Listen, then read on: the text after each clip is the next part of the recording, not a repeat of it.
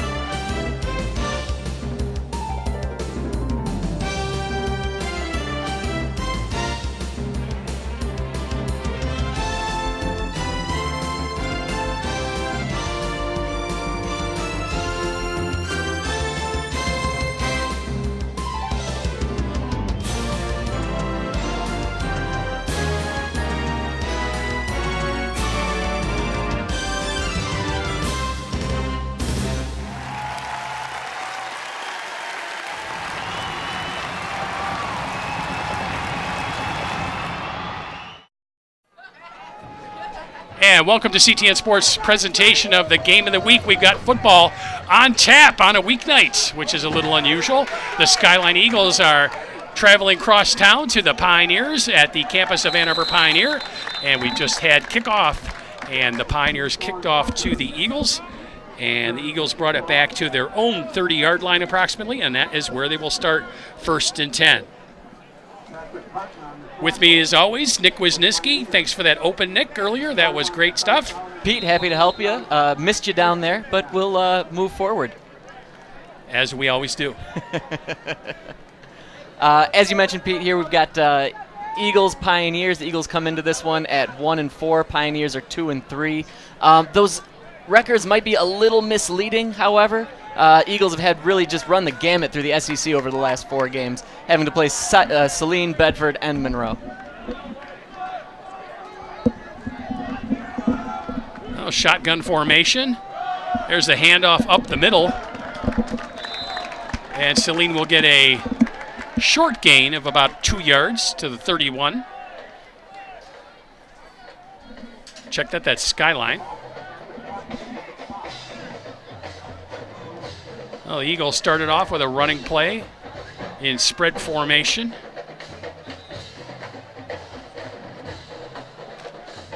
There you see QB Darren Davis for the Eagles. Coach Andy Sorgas told me they've really let him kind of off the leash here the last few games and really let him take a look at the defense, read the defense, and just take what defenses are giving him, whether it's throwing or planting that back foot and making a quick run on it. Oh, 4 wide receivers, long bomb down the sideline, and just knocked away and incomplete.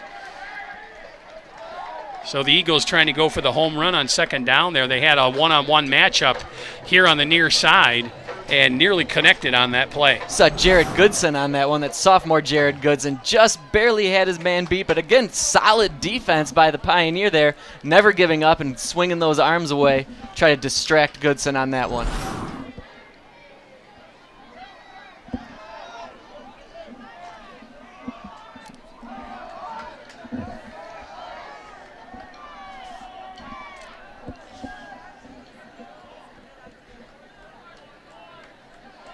Another spread formation for Skyline. There's the snap, dropping back to throw, looking short. And completed right near the 1st down marker. Might be about a half a yard short. Junior Kenyatta Ewing with the reception there. He kind of batted that down with a couple of hands there and popped right back down into his bread basket. Well, we'll bring up 4th down, and looks like about a foot to go. You see nice composure by the quarterback there. Again, even after a tough hit, that hit from behind him might have almost helped him bring that in, reel that one in. Oh, looks like the Eagles will go for it on 4th down. I love it. Quarterback under center, I formation. There's a handoff right up the middle. And into a stiff wall of defense from Pioneer. We'll have to see where they mark that. Looks like he's short, but we'll see where they mark it. And they're already calling it Pioneer ball as teams are changing sides. Probably lost about a half yard on that play. It seemed that that Skyline was trying to do a little bit of a power move, a power run with that one, kind of staying away from their typical spread. And I don't know, it's why break away from what you're good at, from what you practice. But either way, great defense by the guys up front for the Pioneers. That could have been an instance of Skyline trying to impose its will on the other team. Sure. Oh, Pioneer also in the shotgun. There's a quick throw and dropped and incomplete. It's Lyle Onafade there. Couldn't quite reel that one in from senior Nate Uhas. Tried to get that ball out quickly before Skyline could come up and knock it away. Just couldn't handle it. And there you go. Just a little behind him there as well. That one just kind of low on that back hip. Just didn't quite lead him enough as he wanted.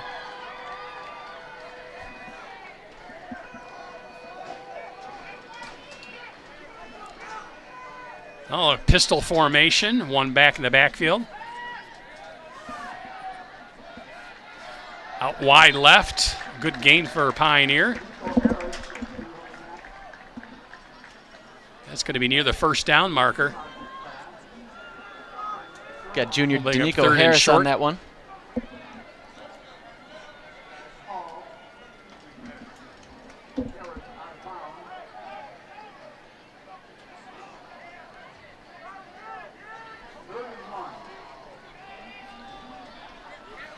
We'll call it 3rd and 1 to go.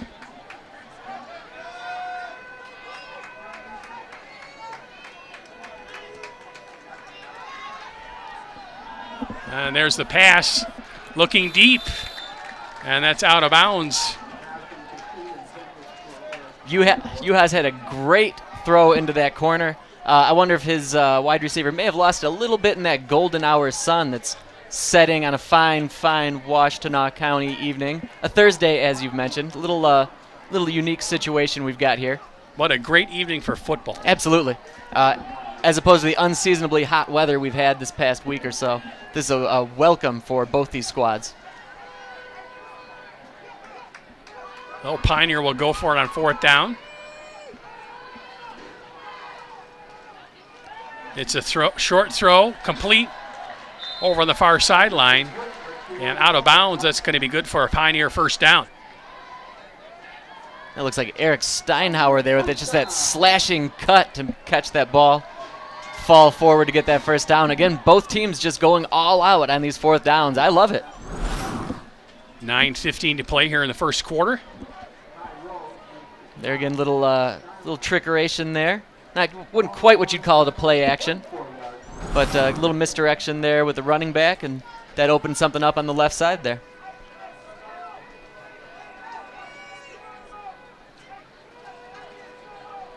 There's a snap and an end around, faked and right up the middle. Hey, we got a gain of about 3 yards on the play. And we're going to see some more plays like that from Uhas. They'll design those for them, for him. And it's just a nice little hitch in that. He's got great vision, did a great job of kind of cutting through his blockers there. Stayed low, picked up a few yards. Well, another thing we've seen from Pioneer on offense so far this game, a little bit of misdirection mixed in, more than usual, I think, and that may be setting them up for something later on in the game. Absolutely. There's the handoff.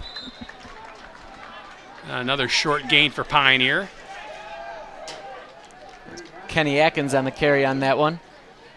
That'll bring up 3rd and about 5. Excellent tackle there by the D tackle from the Skyline Eagles.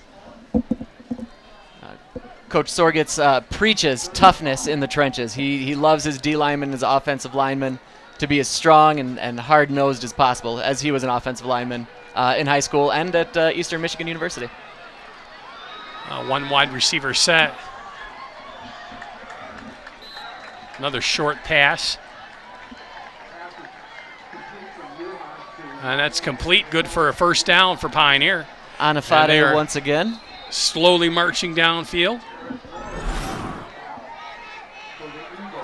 There you see Anafade turn right on time, right on the dime there that you want.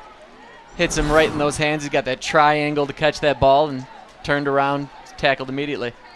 Well, and that's when you know the players have played together for a while, when they're on that kind of a communication level. And yeah, it absolutely takes time to develop that kind of rapport. There's short throw again, a wide left complete. He breaking loose.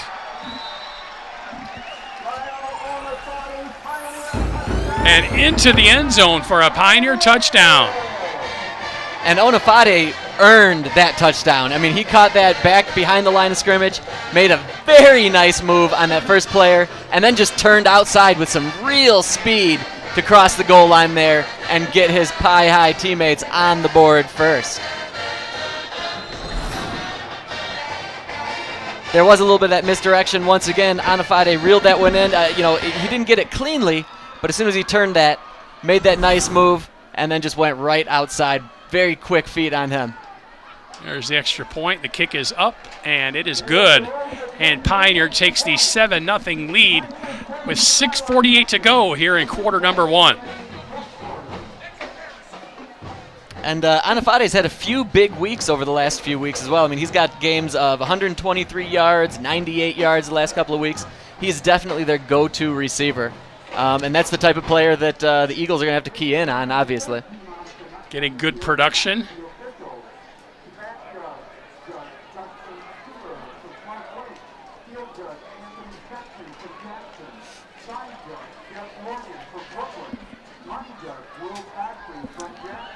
That's an excellent corner view of Holloway Field here on Pioneer's campus.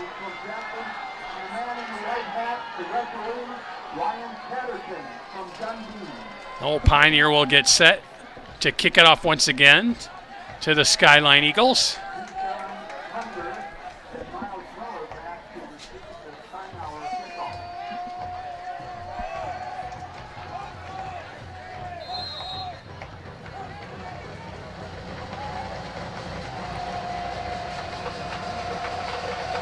And the ball is in the air. Take it inside the 10, run out over the 20, 25-30, up the middle, 35-40, and all the way out to the 45-yard line. Good return for Skyline. They have great field position to start this second offensive series of the game. Senior Keon Hunter there. Also a flag on the field right now. I'm sure that Hunter's down there hoping that that is not a holding penalty. We have a flag on the field, and it's against Skyline. Well, this is going to negate some of their great field position. I mean, just nothing more deflating for a team or a player when you make a run like that. You break some tackles, you think you're making some real headway, and then there's just a holding call somewhere. I believe we've got that somewhere about the middle of the screen. Yeah, there we go. Looked like number 12 there, kind of a block in the back. Yeah, it looks like the holding occurred around the 40, yep, and then 10 yards back from there. So Skyline will start at first from 10 at their own 30-yard line. Still decent field position, but not as good as it was at the end of that run. There's the handoff around the right-hand side. Spin move, but no one's buying that, and brought down quickly after a short gain of just about half a yard.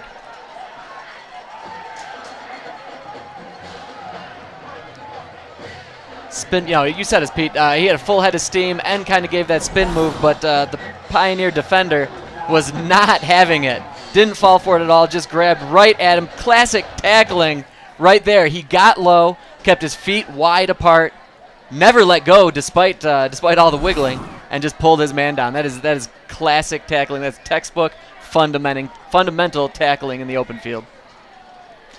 I don't think the word wiggling has been used in a broadcast before. Nice job, Nick. Might not be the last time. All right. Challenge accepted. There's a snap, drop back to throw. Now he's going to keep it and run with it over the right-hand side, getting good yardage.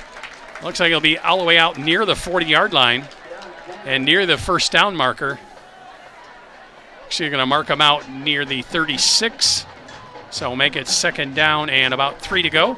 That's a quality job by Davis right there, looking downfield, seeing that his men were covered nicely, but still had some spread out space in front of him, and he just took what the defense gave him.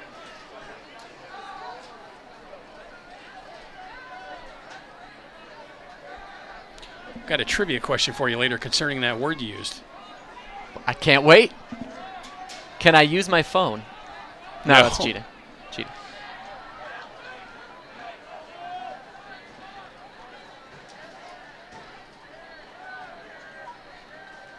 There's a quick throw. And brought down immediately after little or no gain on the pass.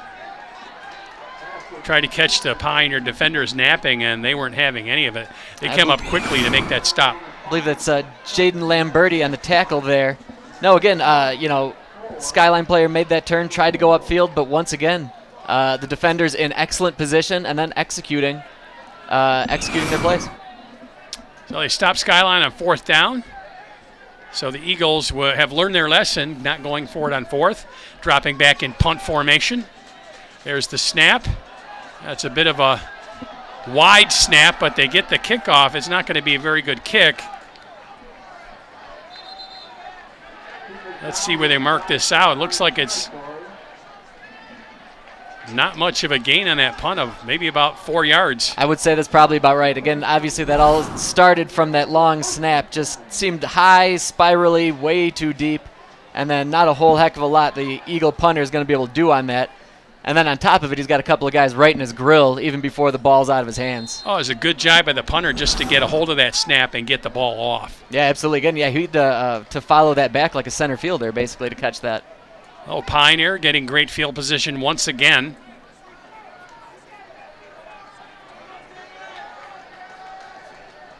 And there's the snap, deep drop back, long throw down the sideline and over the head of the intended receiver and incomplete. And there is a flag on the play down there where Anafati and his defensive back were wrangled up a little bit. Might be some defensive holding. Could very well be. I mean, it seemed like both of the guys had their hands up a little bit. But we'll see what the officials will tell us about this one. That's pass interference is the call on Skyline. You can see that ball coming inside to Anafati, and he just ran right into his man. Even defensively, it's going to be really tough to do anything about that. When your receiver cuts inside and basically runs into you, what are you going to do? Can't get out of the way. Right. Referee marks off the 15-yard penalty. Automatic first down for Pioneer. And once again, the Pioneers are in business inside the 25-yard line of Skyline. There's the set. We got another end around. It's faked up the middle. And Skyline there to make the stop after a short gain. Again, you see a few more of those little wrinkles there with the end arounds, the fakes, looking for that misdirection and trying to open something up the middle for Juhas. Just didn't happen to be there this time around. Like I said, I think they're going to try and pop some type of end around later on in the game, maybe second half. They're going to hand it to that end around man, trying to catch Skyline napping. I think you're right. I think that's something definitely we can keep looking for here. 4:03 to go here in quarter number 1 on CTN Sports Game of the Week. There's the snap, dropping back to throw once again, over the middle, caught near the goal line and into the end zone. Pioneer touchdown. I think that was Logan Jacobs right there, number 12 with that reception right up the middle. I think on that one the Eagles were all keyed in on Onafade going deep off to the side. However, Juhas never took his eyes off the middle, and his man makes that cut perfectly. Nice catch, hits him right in the numbers, And after that, there's not much you can do about it. He just rolls right into the end zone there. We'll set up for the extra point. There's the snap. Ball is down. Kick is up in the air. And it is good. And Pioneer now leads Skyline 14-0 with 3:45 to go here in the first quarter. And to be honest, right here, right now, Pioneer couldn't ask for much more than what's going on so far in this game. They are making completions. They are converting fourth downs and, moving the chains when they get the opportunities. Well, and I'm certain they're looking at the opportunity they have with their record being 2-3. They have an opportunity to even that up at 3-3 tonight.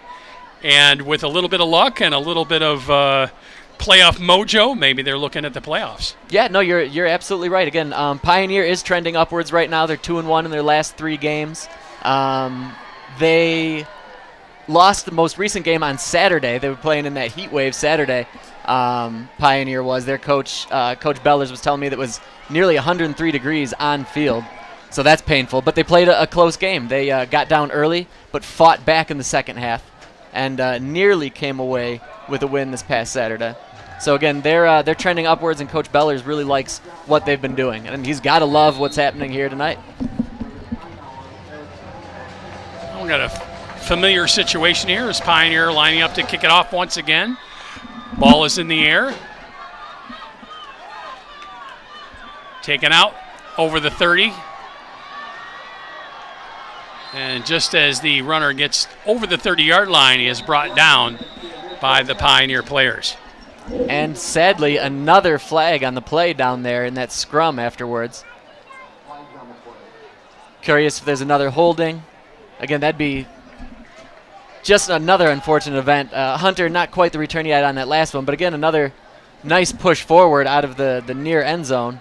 And we'll see what that laundry on the field's all about this time around. Well, they're marking it off against Skyline once again. Yeah, unfortunate. So if Skyline wants to get off the schneid here, they got a long way to go to do it. Well, now Skyline will start inside their own 20. Easily the worst field position of the game so far. They've got to get something going on offense. They have not made it across the midfield stripe as of yet. Oh, there's a snap handoff up the middle. And once again, the Pioneer players right there to make the stop for short or no gain. I believe that was that Jared Goodson? No, that's Miles Miller there on the run on that one. Now it looks like we have about a loss of about 2 yards on the play.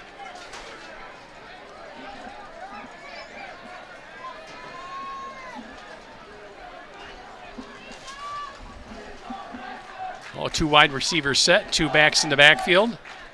There's the snap. Another handoff over right tackle this time, or left tackle rather.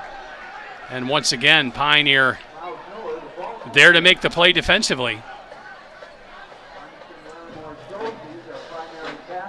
Instead of going right up the gut on that one, they tried to push Miller to the left on that run, but not much of a different outcome for the Eagles. Looks like another loss of a yard.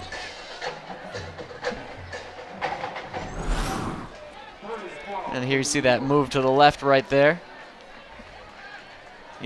One thing I can absolutely say about the Pioneers right now is their defensive players are dialed in. They're not missing tackles. They're not allowing guys to get by them. If they're getting a hand on their player, they're bringing them down. Well, 3rd and 13 for Skyline. Dropping back to pass. And that ball really just thrown away. Trying to avoid the sack on that play. Davis threw that one away, and then once again, another flag out in the field there. I'm curious if that could have been roughing the passer or, let's see, Davis there. Hopefully not an intentional grounding.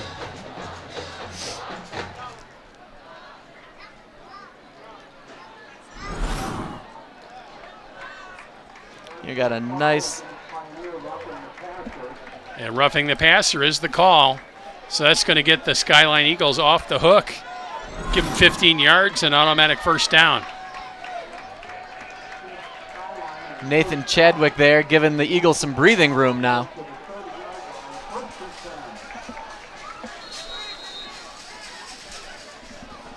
Well, Skyline has some new life here. Let's see what they can do with it here on 1st and 10 from their own 30-yard line.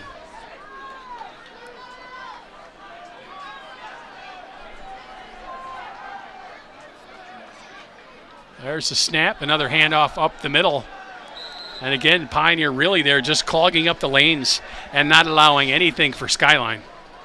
And again, it is clearly still early on in this contest, so we'll see how the trenches are won later on. But definitely Pioneer staking their claim at home.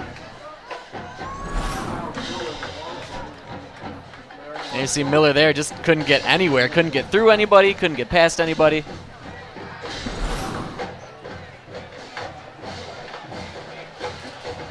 Oh, Pioneer playing a 4-3 defense. 3 wide receiver set for Skyline. There's a quick pass, a little bit high. It's not Kevin Wilson, excuse me. Davion Pipkins with the near reception there for the Eagles. That pass seemed like it was about on little high for him, but no reason that he couldn't make that. But solid defensive effort once again by the Pioneers. That's Nathan Chadwick, who had the penalty earlier on in the drive, really making up for that with a solid hit to knock that ball out. Well, Eagles 3rd and long once again. Going to have to pull something out of the hat to get another first down here, keep moving on this drive. There's a snap, looking back to throw, deep down the sideline, wide open, and caught.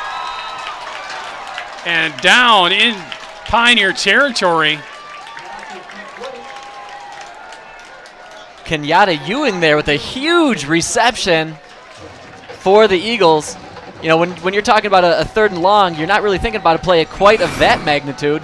But, man, he had real separation between himself and his defender. I mean, there was anyone near him. He actually had to stop and turn around and wait for that ball to come to him, and he still had plenty of time to reel that guy in. All the way down to the Pioneer 36-yard line. 1st and 10 for the Eagles. First big positive play, and there's the sack back at midfield.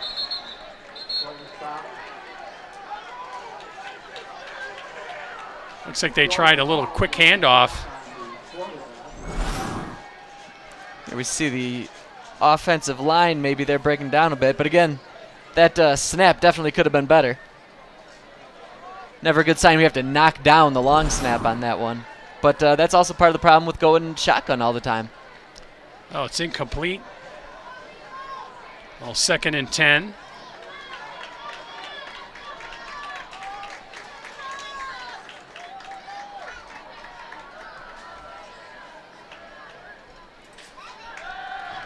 There's another quick pass, caught inside the 30, breaking tackles, and down inside the 25, almost to the 20-yard line. Another nice play after the catch there for the Skyline receiver. Yards after contact are always going to be huge for receivers, and Pipkins got a few. He made a couple of guys miss. He kind of slicked his way through another couple of guys, and it was requiring the Pioneers to all rally towards him. That's just an excellent job of catching that ball, making that turn, and a little juke there to lose another couple of defenders. Gotta love the yak. Yeah, gotta love the yak. All right, another pass. Now he's scrambling to his right. He's going to keep it. And brought down by Pioneer near the 25-yard line. Solid tackle there by Jordan Hall for the Pioneers. Probably saw Davis running off the side there, kind of holding the ball like a loaf of bread. And that'll actually be the end of the first quarter here at Holloway Field. That's going to do it for the end of quarter number 1. After 1 quarter of play, it is Pioneer 14, but Skyline's on the move. We'll be back after a quick break here on CTN Sports.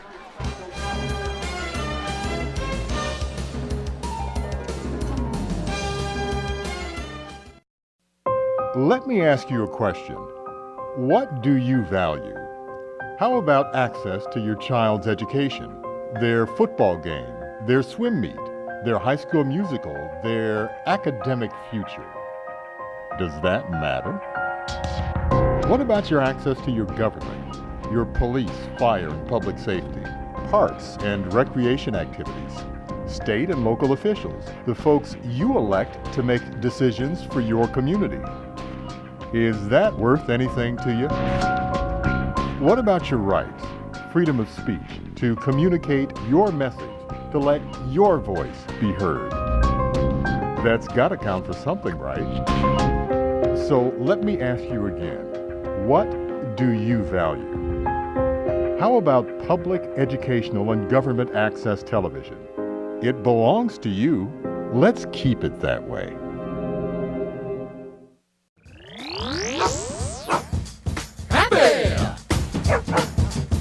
Tails. Hey, wait up! Happy Tails.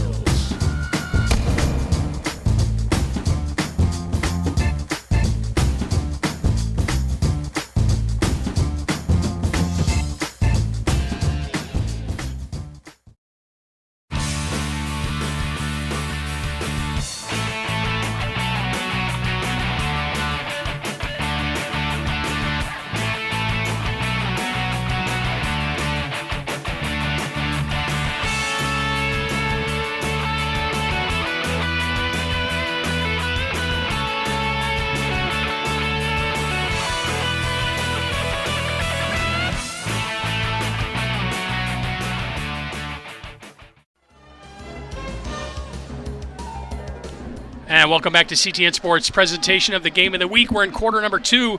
Skyline on the move. They got a good drive going. There's a long bomb downfield looking into the end zone, and that is overthrown and out of bounds. And Pete, guess what? Flag on the play. Shocking. And I believe that will be on the Eagles for a hold. See a few offensive linemen there kind of shrugging their shoulders. Backwards, yeah. Plus where the flag is thrown is kind of the other indicator.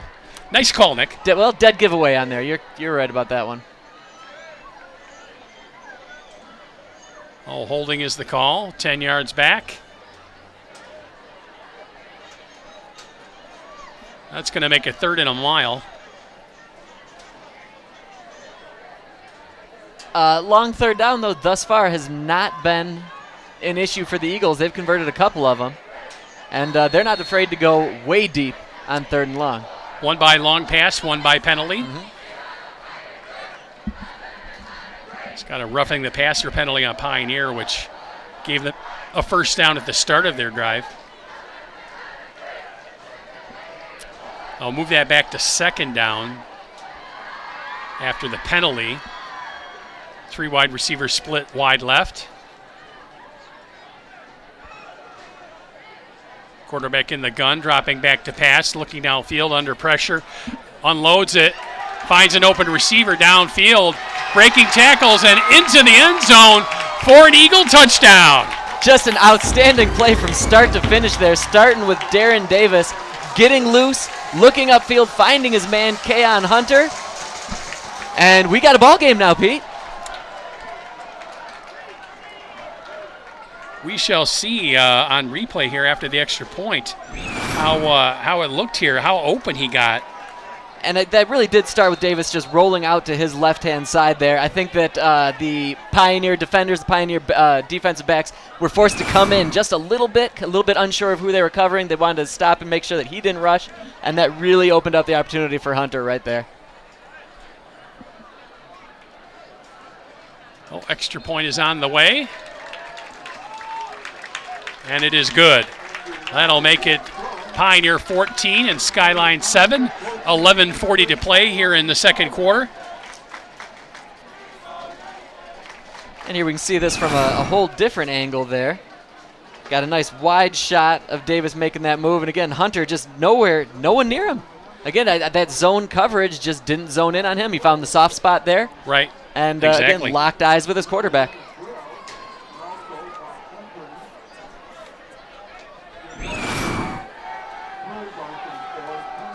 you see the Skyline sideline. The organized anarchy that a football sideline tends to be. And the Pie High faithful there. There's first-year coach Bill Bellers right there. Interesting guy. Had a chance to talk to him earlier in this week. He's actually, again, first-year head coach. He coached JV for 4 seasons. And he's actually a U.S. history teacher at Pioneer.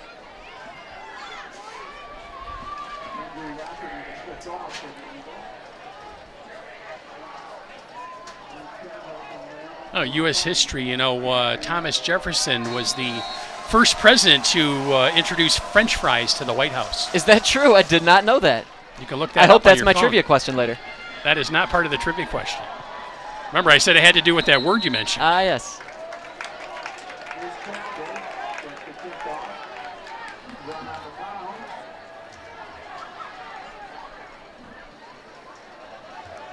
Solid return there by the Pioneers. They'll start this one off about the 30-yard line. 29 right there. There it is. Oh, after the kickoff, Pioneer will have it. 1st and 10 from their 30-yard line. I don't know if we have a trend here, but all of the touchdowns have been in the end zone to the right of us tonight. Ah, good call. We'll see if that continues. I'm sure Pioneer does not want that to continue as they're moving right well, I'm to sure left. they would like to score some more here in this second quarter. There's the snap, dropping back to throw.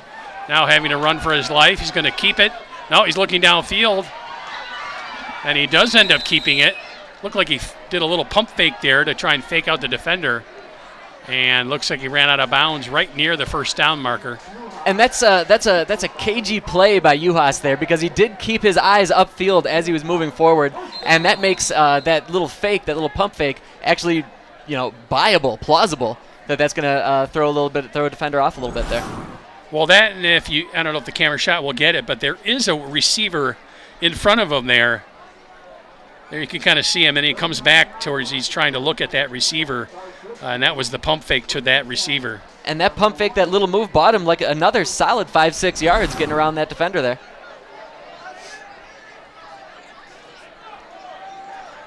Well, 1st and 10 for the Pioneers on their own 39-yard line. There's a handoff. And all the way up to the 48-yard line. Once again, a little bit more misdirection by the Pioneer offense. Yeah, it seems like the Pioneers are really not interested so much in handing the ball off and doing any sort of traditional run. They're way more interested in throwing those outside screens, those little bubble screens out there for some wingbacks out on those sides. Well, the other nice thing you see there on the replay is the other wide receivers blocking for the receiver. And that's huge. Obviously, once again, fundamentals of football right there. You're gonna help your guy get at least a few other yards if you're doing your job properly that way. So one back deep in the backfield. There's the snap. And we have a whistle and a flag down. A false start on the Pioneer offense. Yeah, that whole thing just started a little too early from up front to that man behind Juhas there. Yeah, player in motion just a little too early.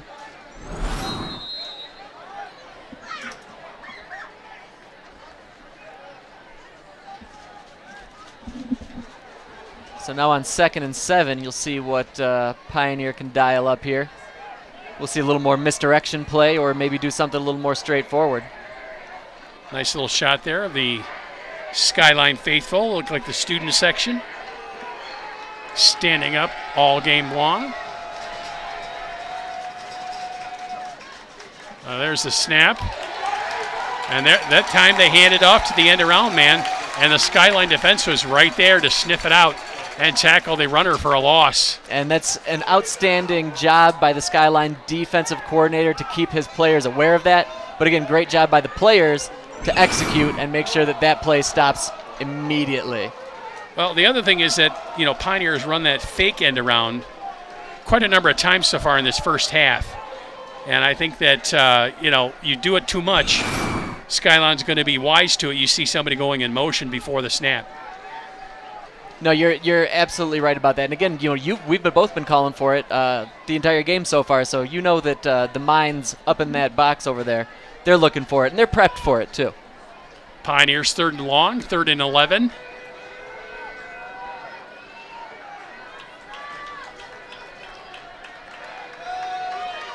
There's a snap, drop back deep to pass. Little short middle screen over the middle. Trying to ride right, breaking one tackle. And finally brought down around the 45-yard line. Looks like we had a fumble on the play. And Skyline has recovered the ball. Oh, Skyline knocking the ball loose and coming up with the turnover. The first of the game. And Harris caught that short pass just over the middle. Took a turn to his right and then just kind of ran into a whole scrum of players, some his guys and some of the Skyline players. He did a nice job of making a few guys miss, but then here we're going to see him run into just a whole bunch of players, and I feel like that ball squirted out just a little before his knees went down. Now the Eagles are back in business. And going to the right once again. Hey, there you go, you're right. You got a little bit of a closer look there. Couldn't quite see the ball squirt out, but again, nice job by our camera folks and our replay operator down there. There's a snap, another handoff up the middle for short gain of a couple of yards for Skyline. I'll set up 2nd and 8. Just under 8 minutes to go here till halftime.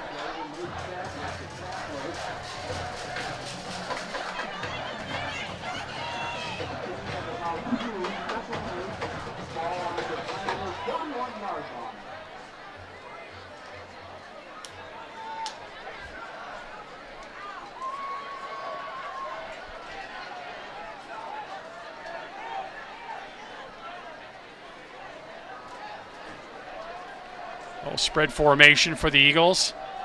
There's the handoff, and the running back could barely get the ball before he was tackled by the Pioneer defender. As Langston Larimore Josie on the tackle there, and you're right. I mean, he could have almost taken that ball from Davis on that one. Was he in the huddle for Skyline? I couldn't have gotten in there any quicker. They had the snap, and he was on the running back. And again, a play like that, obviously it's one thing to get in there, which he did just a superb job of, but he wrapped his man up and he brought him down too. So after the turnover now, it's 3rd and long, 3rd and about 14 for the Eagles.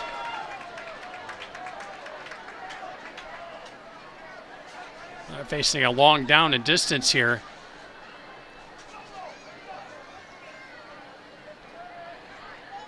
There's the snap, drop back deep to throw. Under pressure, he scrambles away from the pressure. Short pass is caught and taken down hard.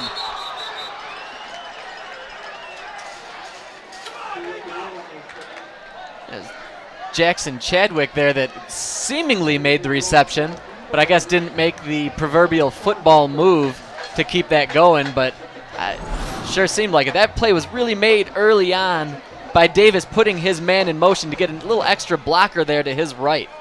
Yeah, never had control of the ball. It was falling to the turf the whole time and got hit hard. And again, that's a bummer for Davis there to avoid all of those Pioneers, get out, get that look, hit his man, and then has nothing to show for it. 4th down, and Skyline will punt. There's the kick, and the ball is away downfield. Taken at the Pioneer 15, escapes one man, and can't get past another, and taken down by a host of Skyline defenders at the 20-yard line. And there we got, yet again, a couple of flags there. Right by the spot bag, so we'll see if this is all the same penalty or if there are separate penalties going on. Looks like this is going against Pioneer. Curious where that, you may have called a block on the back on 13 right there. Definitely a block in the back right there, too.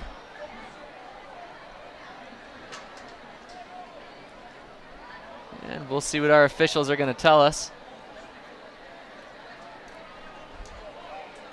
And do a little Cosell right there. It does look like we have multiple penalties on the Pioneers. Well, they will definitely take the one that does more damage, moving Pioneer back further. Now, looks like there's a personal foul, so that's going to take them back half the distance. Yeah, there could have been a little extra shot there at the end, I think we saw there on that replay. As they say, Pioneer will be working out of the shadow of their own goalpost. They do say that, don't they? They do.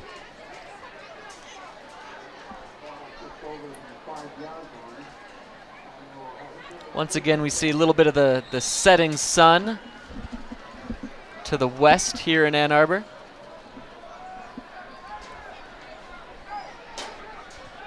Quite lyrical, Nick. I'm trying. All right, so Pioneer push back all the way inside their 10-yard line. There's a quick handoff.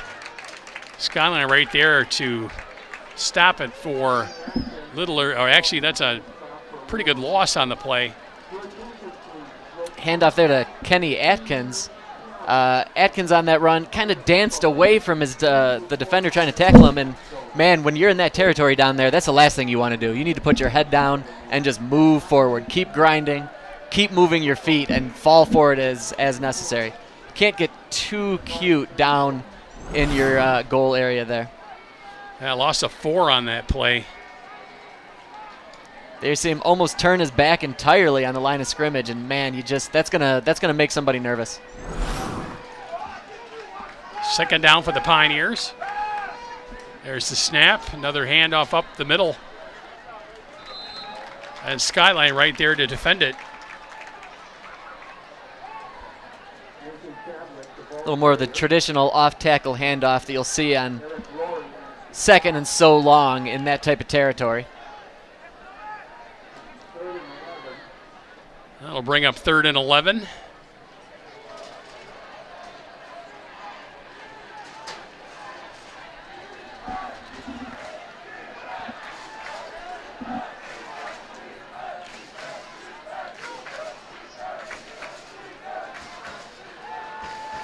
There's the snap. Uhas will keep it. He will not get enough for the first down. US got one nice block for himself there, but just not nearly enough, especially when he was going short side over to that sideline over there. I think after that disastrous couple of penalties early on after that one, they're probably just happy to get away and punt one away. Well, Pioneer's going to have to punt the ball away deep inside their own territory. This is going to set up an opportunity here for the Eagles. You see Uhas with a couple of shifty moves there, but again, he was just running straight into a whole rallying defense of Eagles there.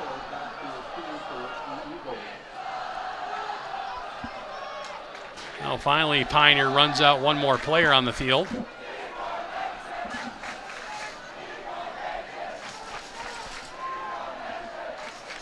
Eagle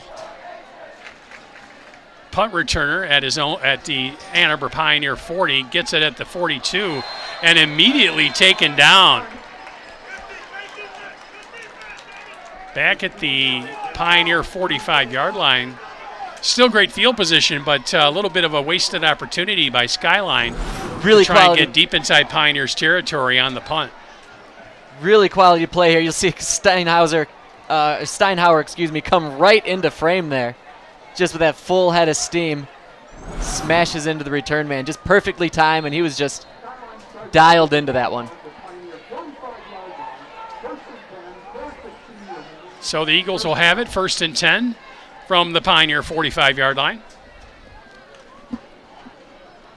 4:16 to go until halftime.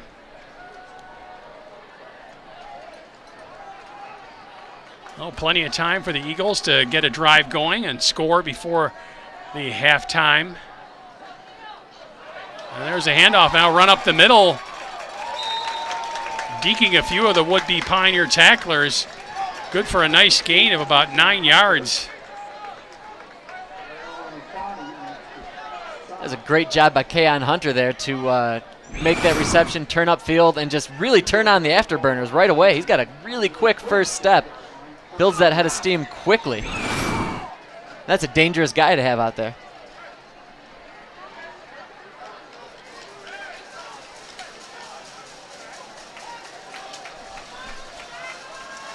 A quick throw out to the right.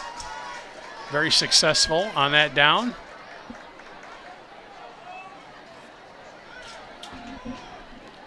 Well, there's the handoff, another drop back deep. Can't find anybody now. Scrambling back by midfield. And it looks like he's just going to throw this ball away and try and set up for 3rd and short. You know, Davis did do an excellent job. Again, scrambling left, there's not a whole heck of a lot you can do when you're chased by that many guys, but he did a great job of keeping his composure and trying to make at least an attempt of a throw across his body. Not easy. Again, he was running straight up. He's a really quick guy back there. Definitely the type of weapon you'd like to have on your team.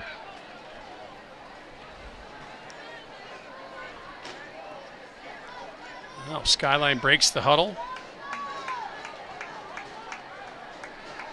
2 wide receivers set. There's a quick handoff. Can't find the hole. Now he escapes one man and another.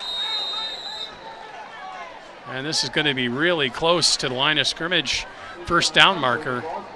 There's only about a half a yard to go. Really feeding Hunter there. Again, he was shoulder to shoulder with Davis in that backfield. Makes for a quick handoff and the opportunity for him to get moving in his direction early and quickly. Oh, no gain. 4th down. Skyline will set up quickly, trying for the sneak, get it over the 35-yard line, and that'll be good for a Skyline first down. Nice play call there, getting the team set up quickly to get Pioneer a little bit out of position. Not quite set, ready to go. Gutsy call, but again, fortune favors the bold, especially in a crosstown rivalry like this. Clock is ticking to 2.5 to go. And again, smart heads-up play by Davis there to just keep moving forward, fall forward even, because he knows he doesn't need a whole heck of a lot. He needs a body length, basically. So keeping that momentum going and going down. Yeah, exactly. Keep the drive going. 1st and 10.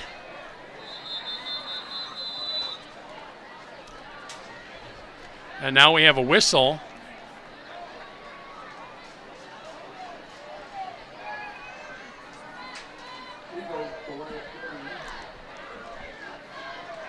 Now we have a delay of game on Skyline.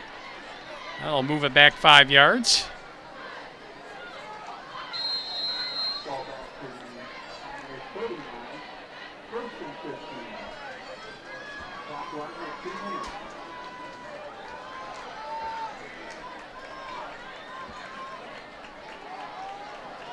Well, Skyline getting a little deliberate right now as time is winding down. Possibly too deliberate. There's a snap. Looking to throw, fakes it. Now it's going to go to the right, and there's no receiver down there. Now we have a flag on the play once again. What? A flag on the play. Didn't see that coming.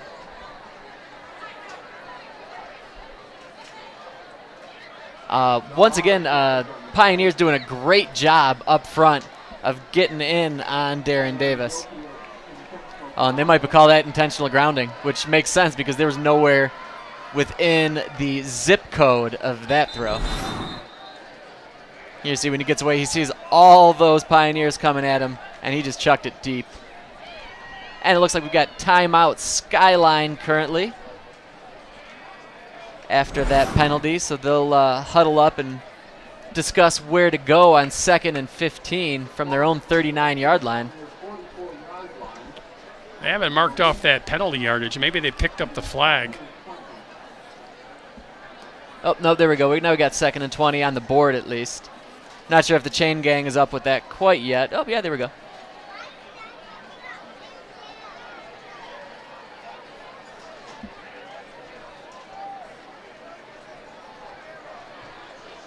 So the Eagles getting their instructions, trying to reset that offense. And Skyline has already proven that they can get yards in big chunks. You know, they've made some really big plays so far in this game. So they're out there. They have the capabilities. It's just about dialing up the correct play. And again, hopefully getting your quarterback at least a couple of seconds to set himself and throw, because as of the last few plays, Pioneer's been all over Davis. Well, the Eagles have 93 seconds left here in this second quarter to work with. There's a quick pass. And it looked like the receiver was heading downfield before he actually had possession of the ball. And you're absolutely right. That was Hunter once again. Yep. I think you're right. He was already thinking about where the defenders are, as opposed to I need to reel this thing in and make my turn. Let's see great if I'm play right call, here though. on the replay. Looking downfield, didn't get the ball secured. But, yeah, Davis couldn't have done any better to get that step back, make a solid throw to his guy, lead him even a little bit. So 3rd and long for the Eagles. And there's a drop back to pass. No one downfield. Now long bomb downfield.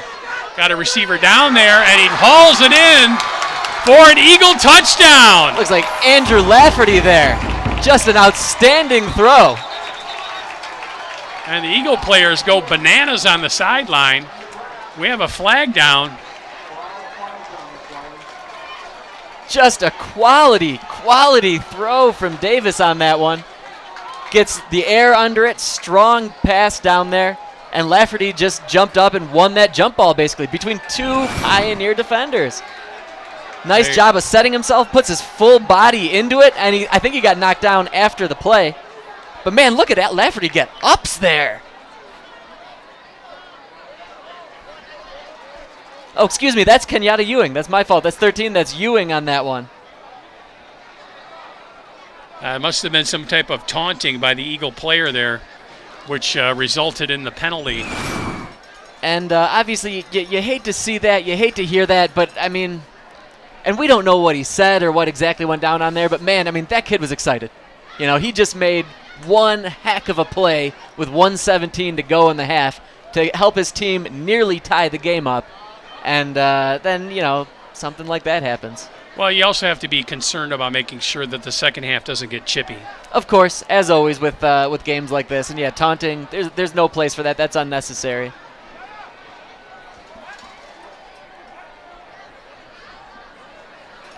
Look, we have unsportsmanlike conduct on Skyline. Touchdown is good. This was after the play. So there might have been a penalty on both teams, which will offset them, and because Pioneer could choose to have Skyline walk the 15 yards back on the kickoff, but if they're offsetting, then it just goes back to a normal kickoff. Just and an with the extra point here on encyclopedic tap. knowledge there, Pete. I watch a lot of football.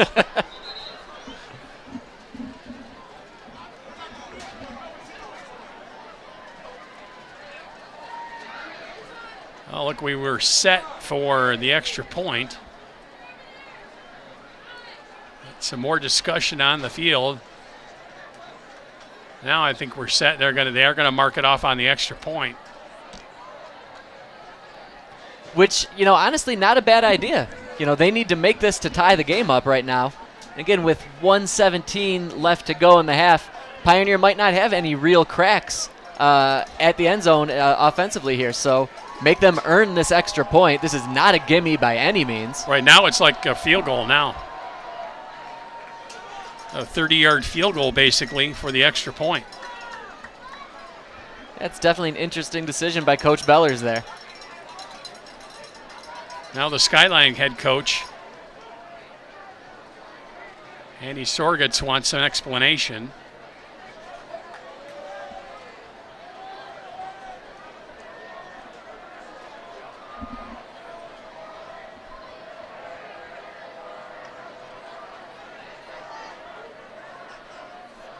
Whatever they said, Coach Sorgatz is buying it, for lack of a better At least term. as He's far fine as we with can it. tell, anyway. Oh, they're going to move the ball back some more.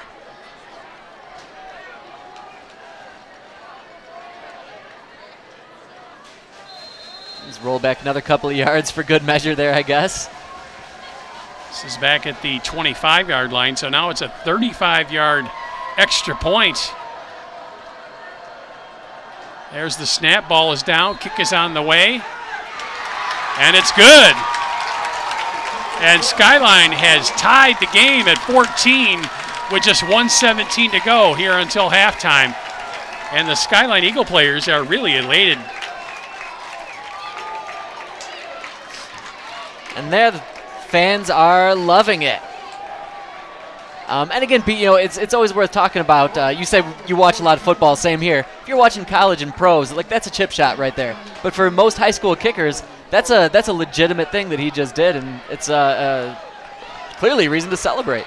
Well, and it's a reasonable gamble at this time of the game because you move Skyline back 15 yards on the kickoff. Pioneer might get a little bit better field position, but again, they only got 1:17 to work with. So it's worth the gamble to try and see if they can miss the extra point, and Pioneer could go into halftime with the 1-point advantage. However, Skyline comes back and gets the extra point and ties the game. And now they're assessing the penalty on Pioneer from that end zone play. Right. Which is interesting. I thought they would offset, but they'd actually assess them differently on two different plays, which a little unusual, but it's high school football. So some referee was definitely reading their rule book this week. I think Skyline should go for the onside kick here. I love it. I love it. Now we have another whistle. And that might be exactly why Pioneer called timeout. They want to make sure that these guys are heads up for that onside kick so that Skyline doesn't have yet another opportunity to get another chance to score before halftime. Absolutely. In this matchup, you can't take anything for granted. In this game, you can't take anything for granted right now. And I think you're right. I think when you're dealing with a crosstown rival, you can't leave anything for granted. And there you got Coach Beller there. Now he's getting everything explained to him. A little less excited than Coach Sorgitz on that one, but here we are. Well, I think we're kind of dealing with somewhat obscure rules in the rule book, and the referees sometimes have to make sure they explain it clearly to each team. No, I absolutely feel the need to explain and justify and make sure that everything is completely understood. And again, both coaches seem to be accepting what's going on, so it seems like everybody's doing their jobs properly.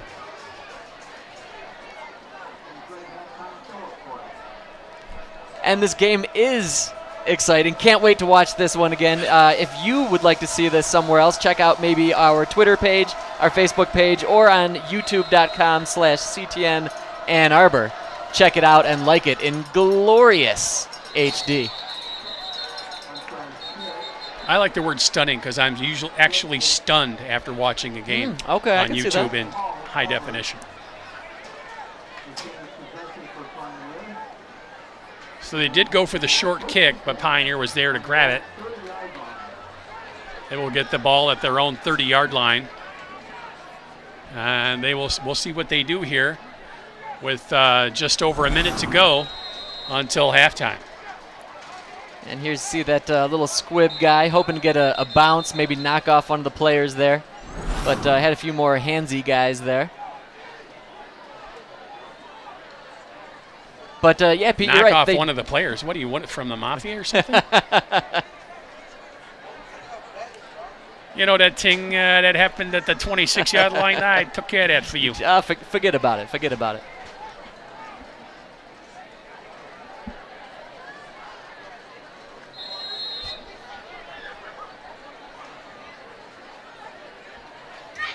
So with Pioneers starting off at their own 30-yard line here. Only a minute 17 left to go. Curious to see what they'll dial up, see if they'll take a few cracks at things or just run some plays that'll keep the clock moving. Now we currently have a pool going down in the truck to see who's gotten more face time, the players or the refs. It's pretty close at this point. Oh, Pioneer will look deep downfield, long pass, and it's caught. Ball on the turf. It looked like kind of a tie, which usually goes to the offensive player. We'll see what the referees call. That was Logan Jacobs, I believe, that tracked that one down, stopped, turned, and seemingly pulled it down. Yeah, they're calling it Pioneer ball. So that's a Pioneer reception. It's usually when the players kind of tie like that, it goes to the offensive player. No, you're absolutely right like that. You can see him pull it down. Definitely had that football move. I'm curious if his knee was not down. His backside came down. Oh, questionable call by the referees. There's Uhas getting around one player. Now he's going to take off with it over the left side, and still hard to bring him down. Finally gets all the way down to the 20-yard line. And got out of bounds and stopped the clock with 29 seconds to go.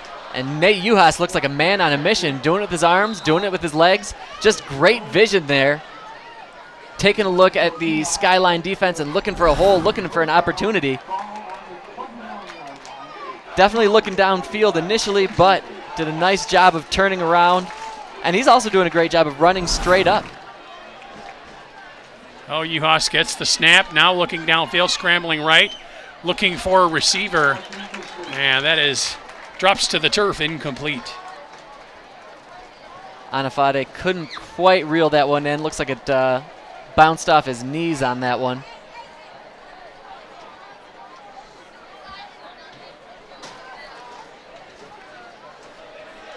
Now on 2nd and 10 here with only 10 seconds left for the Pioneers.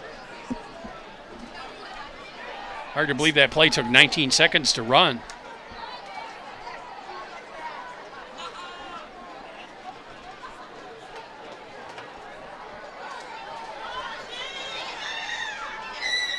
Oh, Pioneer breaks the huddle.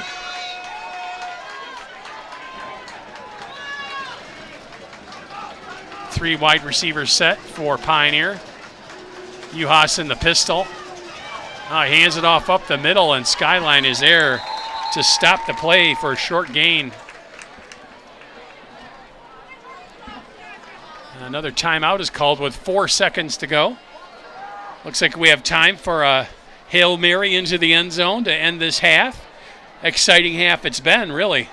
Really exciting so far. And again, got 4 seconds left to see what Pioneer will dial up on this one. That last play, a tad anticlimactic with the handoff there. But they were probably hoping for the Eagles to be a little off guard. Probably wanted the Eagles to be stepping back, waiting for some of those quick receivers to be pulling back. Nick, but, it's the digital age. Nobody dials anything anymore. Is that true? You're probably right. Yeah, I was at home and I was dialing my rotary phone. Man, the 70s called. They want their technology back. Yeah, what's Nick's phone number? Well, it's like Kenwood 7 4269. I'm sure the analog era is right around the corner again. That pendulum's coming back. Make a comeback, yeah. Right? It's back in style.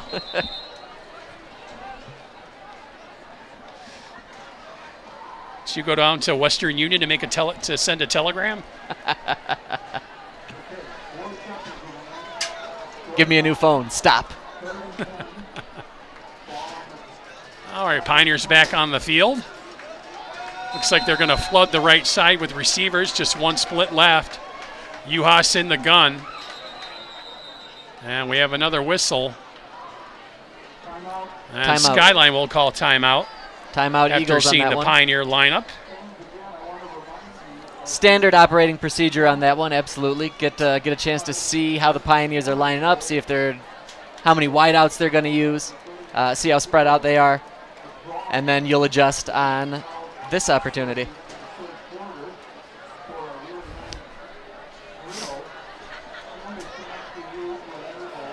Here you see Coach Bellers again a second ago. There he is once again, history teacher, as I mentioned. I asked him who in U.S. history did he admire most, what figure. He told me Teddy Roosevelt. Said he just loved the attitude and the Rough Rider mentality that he had. He said world history-wise, though, he really loved Winston Churchill. And he said that some of his quotes throughout his life were very inspirational. And Coach Bellers there is definitely a motivator, key motivator. Nice. Both teams back on the field after the timeout.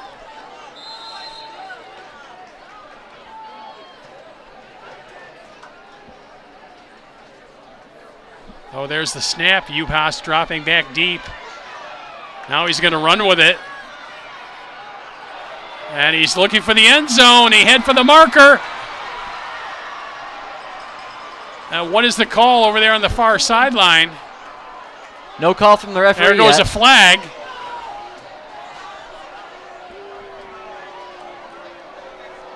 And touchdown is the call as Uhas gets into the end zone. As time expires in the half, but we have a flag down. So my guess is on the extra point, that's where they're going to assess the penalty, because with time being expired, they have no other play to run besides the extra point to end the half. I don't think penalties carry over to the next half. No, I think you're right, but I think the main thing on this one is who is that flag on right now? Is it on Skyline? Is it possibly on Pioneer? And if that's the case, you could see the Pioneers going for 2 on this one. But there you see Uhas just doing a great job, never giving up on this play. Really turns on the afterburners there. Oh, and he was way in on that. I mean, both his feet, his whole body eked in there. It's an unsportsmanlike conduct call on Pioneer. So let's look at the replay. You see Here's Uhas Uhas right taking off of the corner. Yeah, definitely into the end zone. Yeah, he got popped Some at the end Pioneer there. player must take an exception to that hit after Uhas got into the end zone. I think we're staying in on that. Yeah, definitely got a little chippy there, somewhere in the middle there.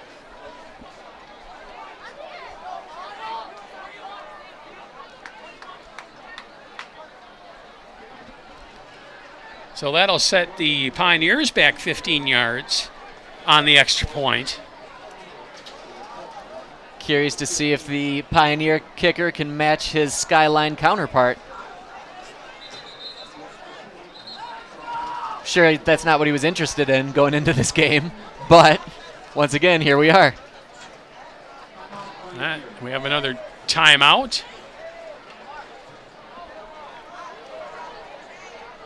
Timeout Pioneer here. Well, it's almost like Skyline got put in that position and they did it, and now it's like, okay, Pioneer, now you try and do it.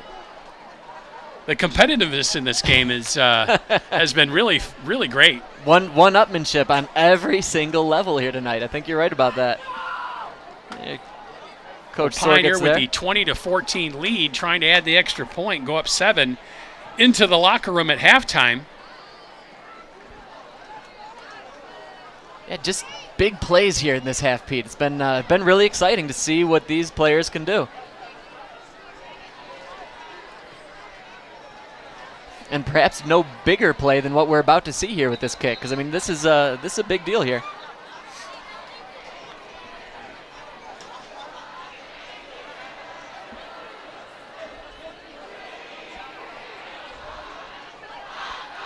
And Pioneer looks like they're trotting out their offense. Oh, looks like Pioneer is not going to go for the extra point. They are going to go for 2. Uhas gets the snap, looking downfield. Now he's going to scramble to the left, looking and heaving into the end zone. And that's picked off by Skyline. And the referees, hey, that is the half. Interesting ending to the first half of play. Pioneer takes the lead into the locker room as time expired on the Nate Uhas scramble. They lead it 20-14 here on CTN Sports Game of the Week.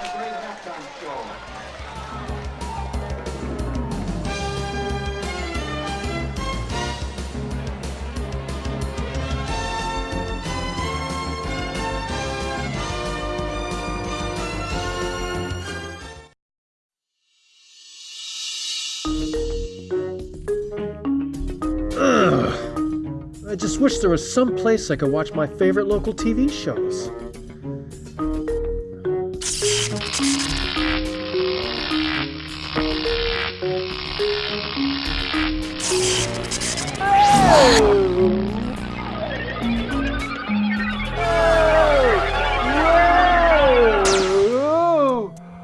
Whoa! Ah! Cool! Whoa, where am I? I want to know. What is this place? You are in a computer terminal. Who said that? I am the god of computers, electrical devices, and social media interfaces. This is awesome. I heard your wish and granted you access to my terminal. Whoa, really? I've always wanted to be inside one of these things. So what's next? Visit CTN's and the City of Ann Arbor's streaming and video on demand 82gov.org/watchCTN. This is awesome. What do I do there? Here you can watch city meetings, community-produced programs, school board and education programming, and a whole lot more. Yes, this is great. The live streams include CTN's 4 channels: government, public, educational, and community. Just click the sidebar for the channel you prefer and click play. There's 4 channels here. I can watch 4 channels. Cool. For video on demand, go to youtube.com/CTN Ann Arbor to find your favorite show, scroll through the mini playlists, or simply use the search bar to type in the name of the program. Are you kidding me? I wish I knew about this earlier. Visit 82gov.org/watchCTN for CTN live streams and video on demand. That's great. Now I can go tell my friends once I leave. So, how do I get out of here? Goodbye. Hello? How do I get back to my life? I've got stuff to do. I mean, hello? Hello? Okay, I mean, I thought there'd be more to my life, but this is it?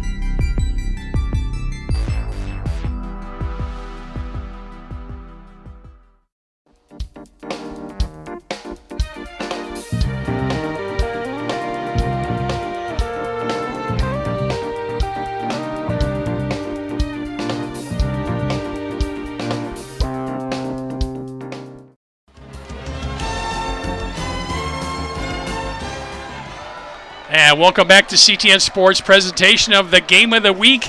It was an exciting first half, Nick, as Pioneer took the lead 20-14 there as time expired in the first half. Let's see what we have here going on in the second half as Skyline kicks it off to Pioneer.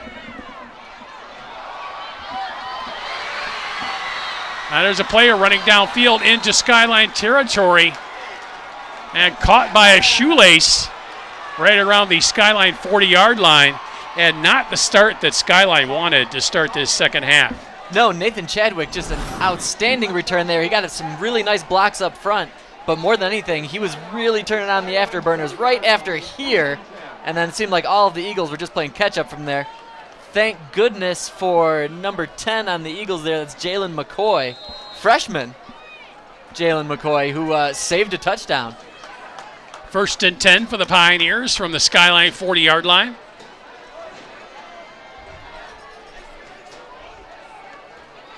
Nate Uhas in the gun. He'll drop back to pass, looking downfield, scrambling left, trying to find a receiver, and it is caught. Nice throw, a nice catch on the play for Pioneer. First down.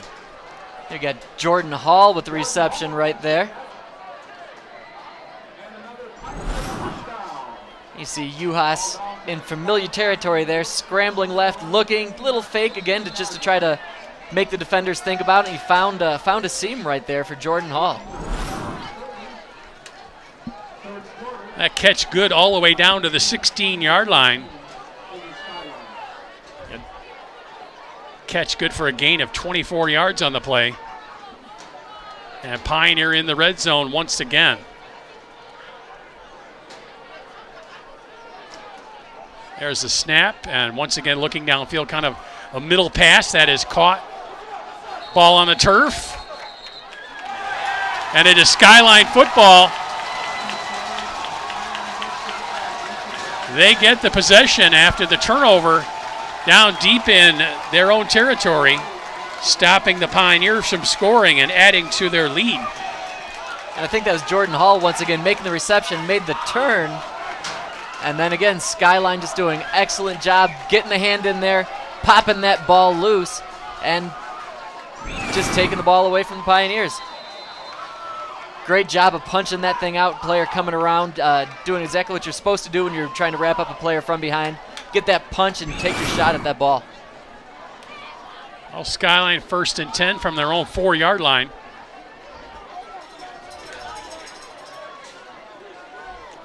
There's the snap and the handoff. And Skyline player breaking in the open. He's at the 40, midfield, racing down the sideline and caught from behind, but he's all the way down to the Pioneer 33-yard line. Big gainer for the Eagles. Miles Miller, just an amazing run on that. I thought he was going to get wrapped up behind the line of scrimmage, and all of a sudden he just squirts out, and before you know it, he's busting down that right sideline. You see Miller get it right quick after the snap. Nice cutback there. Great cutback, great job of following that lead blocker to start off so he could get into that little bit of an open field, and then runs back right. You see Coach Sorget's there with him all along the way. He was hustling.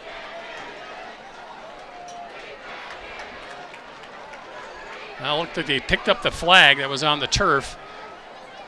Oh, first down for Skyline at the Pioneer 33.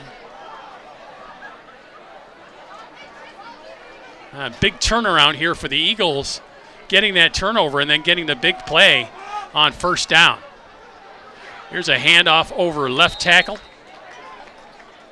And that's going to be good for a short gain for Skyline. Guess they're just going to keep feeding Miller the ball. Hard to deny results, I guess.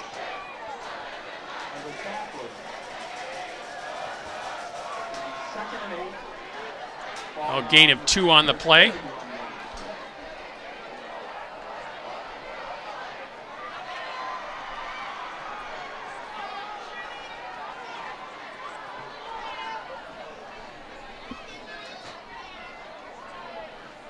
Skyline set, 2 wide receivers split out to the right. Now fake the handoff. Scrambling around that's the right side, looking downfield, and thrown out of bounds and away. Incomplete.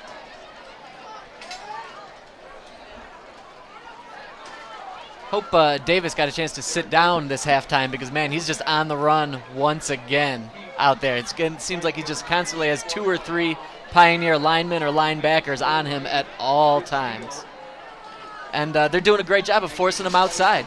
But also to Davis's credit, he's really thriving on the move.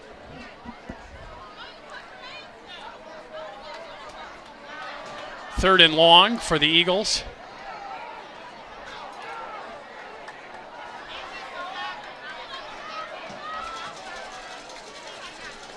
Davis gets the snap, and the ball's on the turf. They just have to drop on it. Loss of 3 on the play, and that's going to bring up 4th down. Quality job there by Davis, though, to not only reel that high snap in, but to complete the handoff afterwards. You know, they almost made something out of a nearly broken play.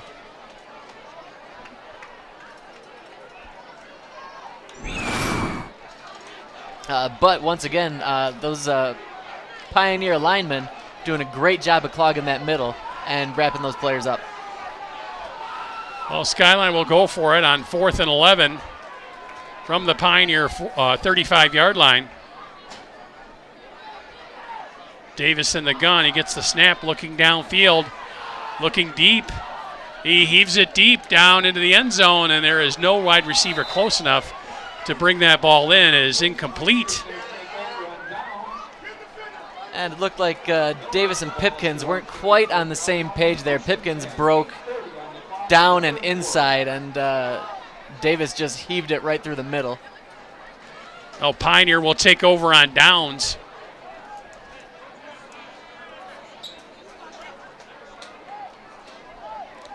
So you got Davis there talking with one of his coaches, kind of going over the play chart, maybe taking a look at what was supposed to happen and what did happen on that one, trying to figure out who was supposed to do what. Well, the Pioneers dodge a bullet after that turnover and then the long run following the turnover. They get it 1st and 10 from their own 34-yard line.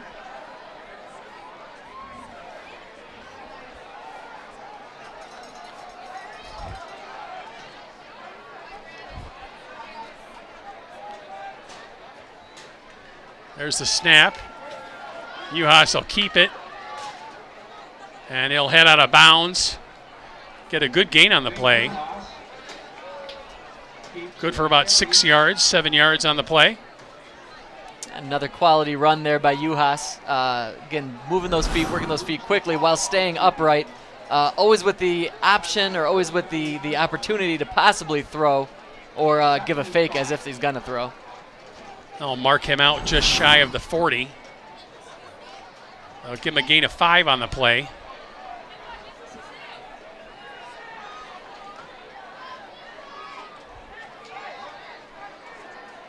Oh, 3 wide receiver set for Pioneer.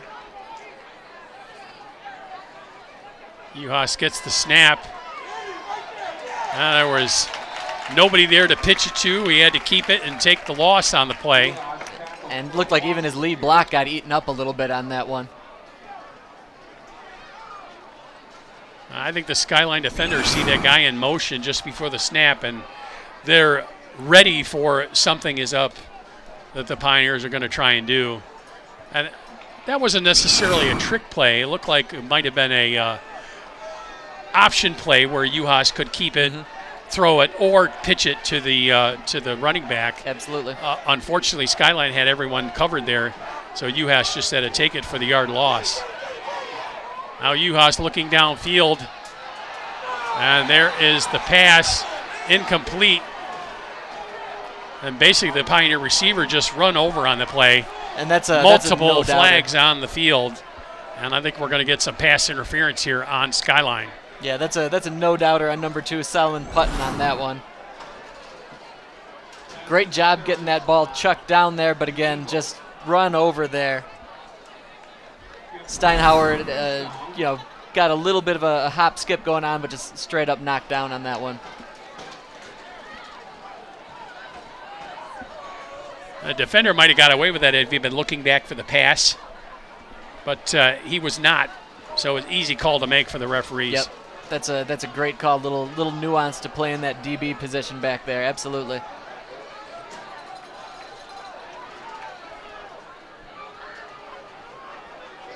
Oh, 1st and 10 for the Pioneers in Skyline territory. 7:32 to go here in quarter number 3.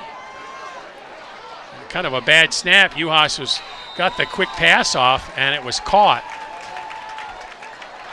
And good for a short gain of about 4 yards on the play. And once again, the Pioneers working that fake run up the gut in order to open up some screen passes off to one side or the other.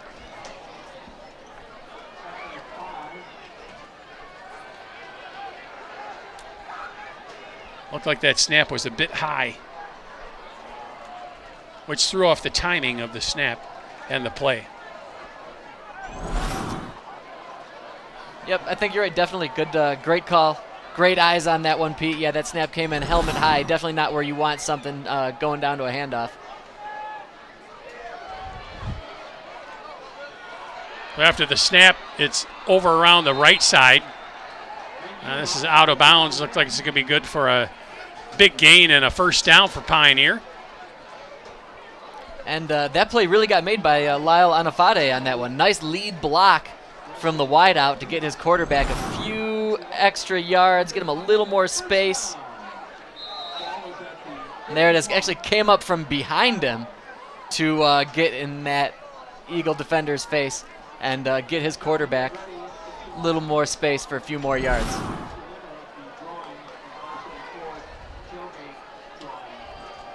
Well, first down for the Pioneers. There's a snap. Uhas will drop back again. Now running down the left side, and pass is incomplete.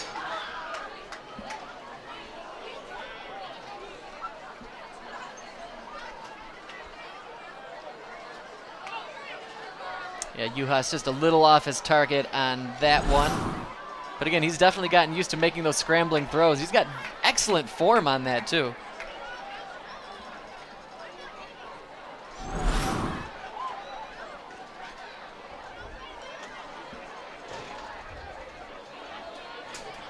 It's interesting, we've seen Uhas a couple of times here on this drive run over to the bench to get his play call in and then bring it back into the huddle. We didn't see much of that in the first half.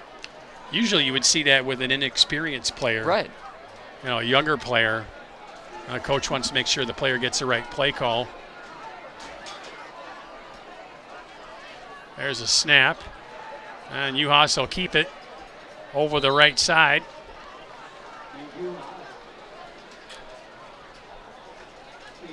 Yeah, it kind of makes you wonder if they're trying to run a few new wrinkles in there, or, again, if there just has been some miscommunication amongst players and coaches. A little different type of misdirection in the second half here for Pioneer. It's going to bring up 3rd and 4 for Pioneer. Ball is at the Skyline 26-yard line.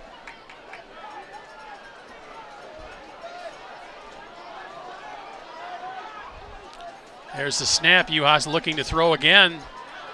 And it's caught, breaking one tackle, and then shoved out of bounds on the far sideline. We'll see where the referees mark this ball. Looked like that was Michael McMullen on the reception there. Just kind of a little cut outside the flat. Well, it's going to bring a 4th down and short.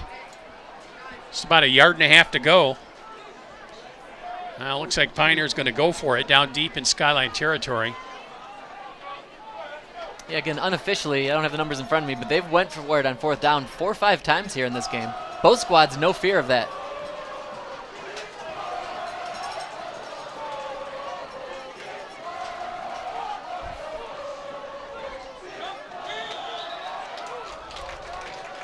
Looks like we had some movement on the offensive line for Pioneer.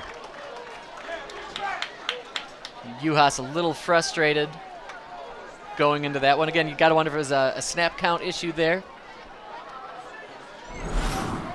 Let's see who may have been moving. You got your guys down. Uhas looks his players over. Yep, and there's just a little bit of a jump there. Flinchy, flinchy. And Uhas is saying, gosh darn it, coach. I'm pretty sure that those words did not come out of his mouth. I'm not a lip reader, but I'll go ahead and throw that out there. Well, if you could read lips from here through a face mask, I think we know who has the better eyesight. That's fair. That's fair. So now faced with 4th and 7 as opposed to 4th and 2. Curious to see what Pioneer will pull out there. Field what kind goal, of strategery, trickeration? Again, you're clearly not going to punt it away if you're probably out of that field goal range. Oh, I think definitely Pioneer will go for it here.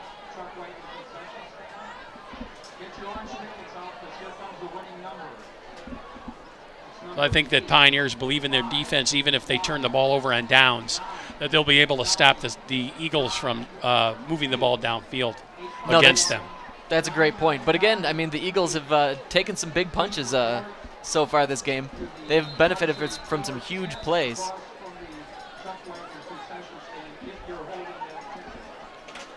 Well, certainly Pioneer has had their opportunities to score more in this game, but they have turned the ball over, which has kept the Eagles in the game and prevented the Pioneers from getting out to any kind of a lead bigger than the one they have now. No, turnovers and penalties have definitely been detrimental to the Pioneers so far this game.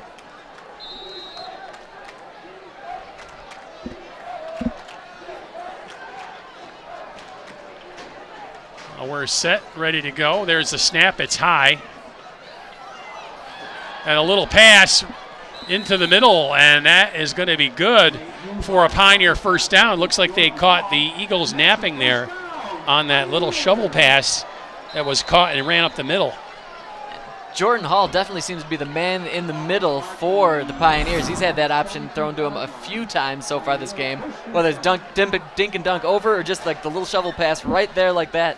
Great job receiving, turning upfield, knowing what's in front of him, and getting those yards. Great play by Hall on that one. And excellent awareness by Juhas, obviously, to know that that's there, to know his guy, his eligible receiver is right in the middle there. Oh, Pioneer gets the first down. Juhas gets the snap, keeps it up the middle, gets around the line, and breaking a couple of tackles before he's brought down.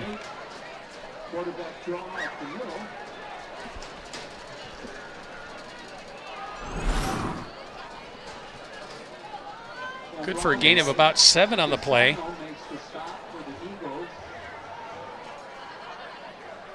Juhas got a little pop there at the end once he was down on a knee.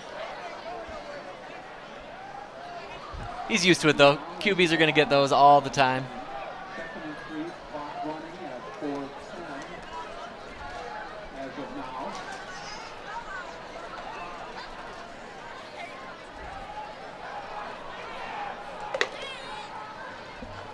Oh, 2nd and 3 from the 10-yard line for the Pioneers.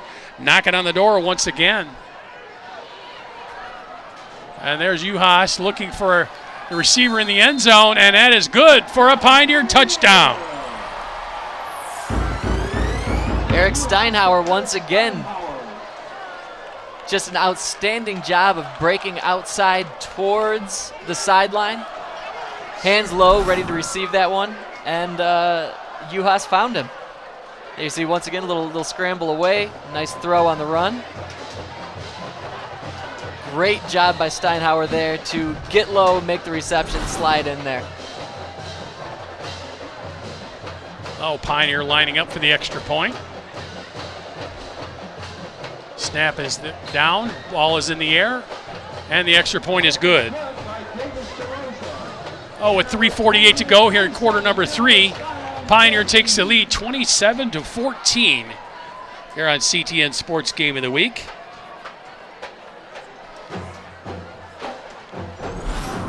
And here we see the entire breakdown here on the wide angle replay touchdown there by Steinhauer.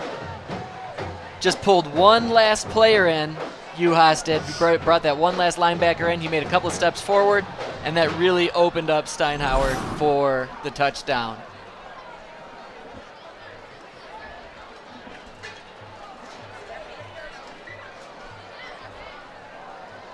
Skyline back on the field, ready to get after it here on the kickoff. Pioneer just getting out on the field to get set in formation.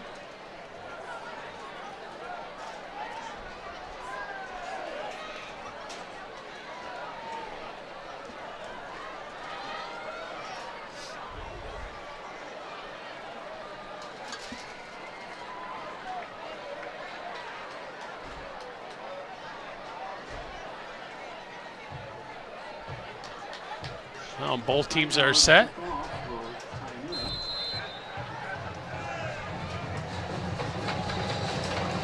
Ball is on the tee. Pioneer moves forward and the kick is away.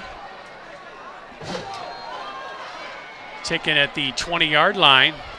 Trying to escape a couple of tacklers, breaking through the middle, and finally brought down at the 40-yard line. Nice return by Skyline, but we have some laundry on the turf once again, Nick. We're in familiar territory with that. Before we get to that, though, Jared Goodson, great return on that effort. Seemed like he was going full speed by the time that he actually made the catch. We'll have a face mask penalty on the Pioneers. So that's going to make a give nice the Eagles return. Great field position. Exactly. Exactly. There's Goodson. Some shifty moves there. Nice, nice solid forearm there. And there you could see it on the returner as his head kind of turned back towards his own goalposts as the face mask was grabbed.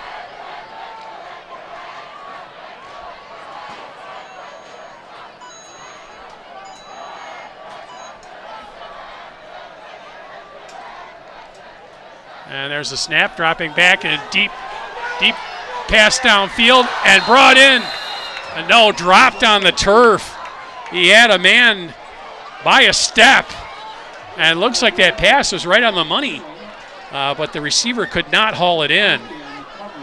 That's a speedster, Kenyatta Ewing, once again burning his man and having wide open turf in front of him. Great pass, great lead once again. Ewing has the speed to get up there and get it. Got some hands on it, just couldn't reel it in. You know, he's kind of looking back over that left shoulder and just couldn't quite make the depth perception angle on that one. So the Eagles going for the home run once again, nearly connecting. They've had some big plays in this game. And there's the handoff over the left-hand side, kind of an end-around play, kind of something we saw at a Pioneer. Now Skyline pulls it off, and they get a gain of about 4 yards out to the 48-yard line. That's going to set up 3rd and 6 on the next down. Yeah, you called it. Nice pitch there to Hunter.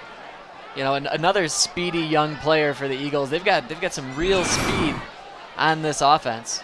Dangerous weapons.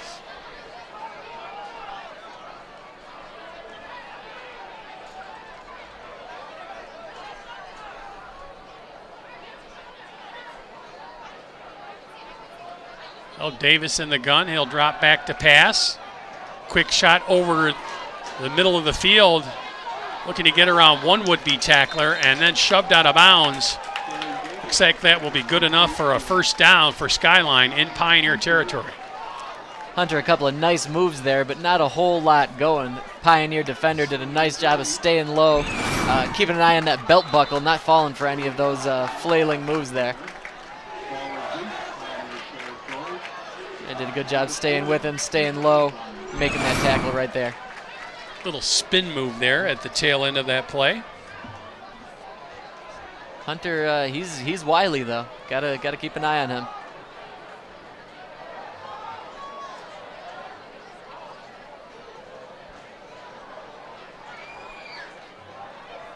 Oh, Davis looking to direct his players. There's a quick handoff.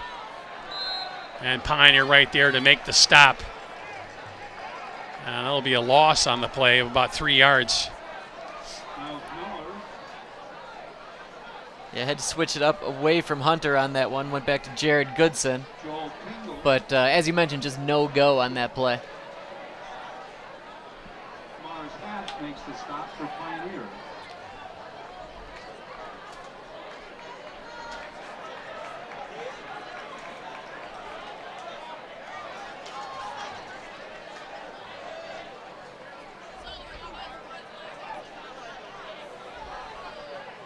Oh, Davis in the gun once again.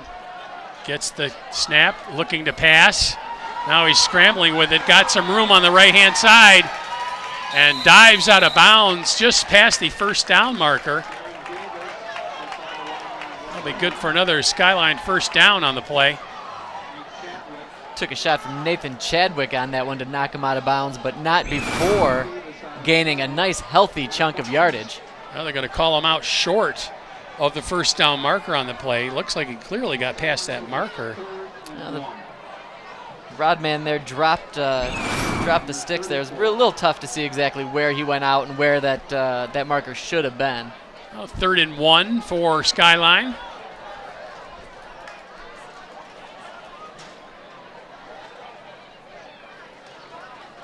There's a snap with a quick handoff, trying to get past one tackler, but cannot. And he will stop him short of the first down marker and set up another 4th down situation for the Eagles. Yeah, you see the handoff there, and again, just a great tackle. Would not let go. Would not let go, and it's that type of effort, that type of determination that wins football games. You know, games are won and lost in the trenches, and little things can happen. It's just a tackle like that that keeps the Eagles from getting that first down. Flag on the field.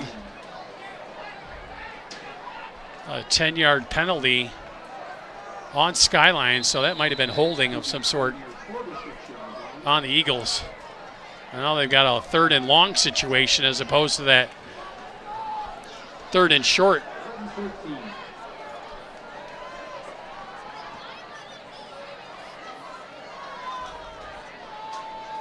Now Davis looks over the defense, gets the snap, looks to pass the ball. Now he's under pressure, has to get it away. It's caught, but it's going to be well short of the first down.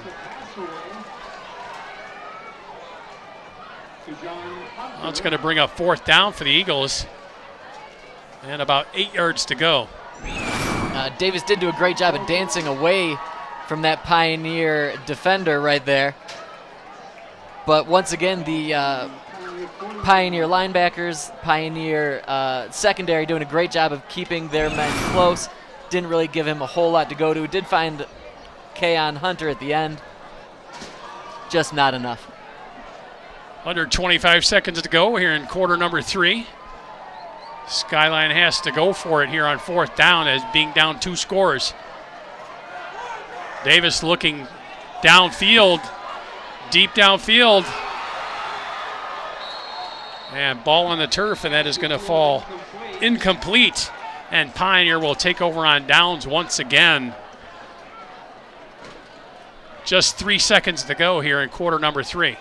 It almost looked like the Pioneer defensive back initially came down with that one, but I'm not sure if he landed his feet or again made that football move to actually complete the incompletion. But just a great chuck downfield there. That ball nearly intercepted. And he definitely had 2 hands on it. I just don't think he ever actually brought it down fully into his body. That's actually good that the Pioneer defender dropped it because they get much better field position the from the incomplete pass than if they came up with the interception. Completely correct on that one. Yeah, they go from would have been on the 1-yard line-ish, and now they're on their own 40 with good field position, trying to get another tally on the board. Now this will be the last play of the 3rd quarter here.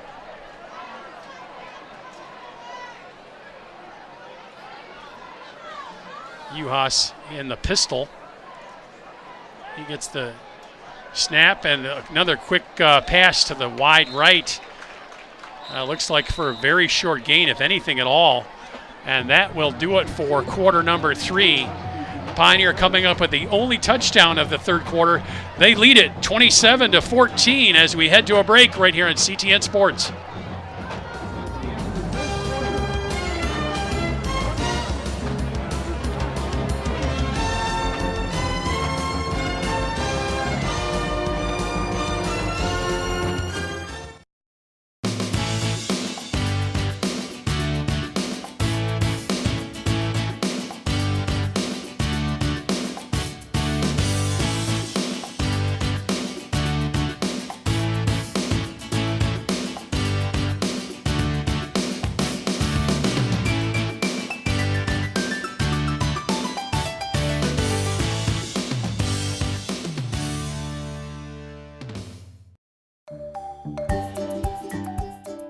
CTN is Ann Arbor's PEG station, which stands for Public, Education, and Government. With 4 channels, CTN provides multimedia resources and programming to serve the Ann Arbor area and beyond. In addition to broadcasting and live streaming locally produced programming, CTN is dedicated to training the public on a variety of media production equipment and techniques. From event coverage Kind of the best.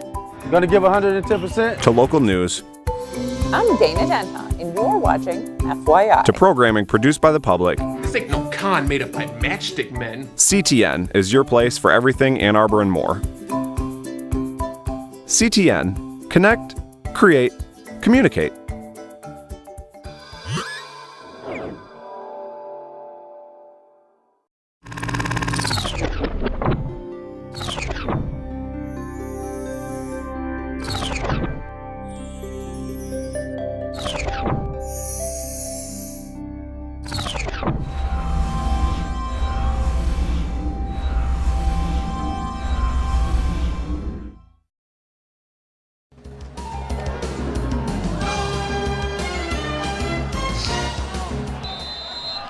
And welcome back to CTN Sports Game of the Week. I'm Pete Poirier along with Nick Wisniewski giving you all the play-by-play action from up here in the booth as we start the fourth quarter. Pioneer leading it 27-14. Ball on the turf on that handoff exchange between Uhas and the running back. Pioneer gets it back. That'll be a loss of about 4 or 5 yards on the play. That's a rare miscue there by Uhas. Not entirely sure what happened. It seemed like the ball just didn't kind of come up with his hands when he wanted it to. Yeah, it's just a poorly executed handoff there.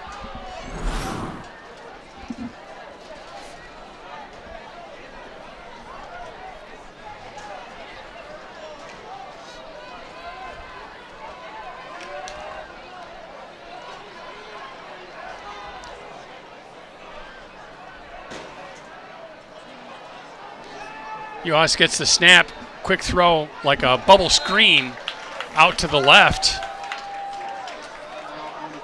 Going to get back to the original line of scrimmage, and that's it for Pioneer. Anafade on the reception there. We haven't called his name much these last couple of quarters. Curious if they'll get their speedy, dependable wideout worked into this offense a little bit more here this final quarter.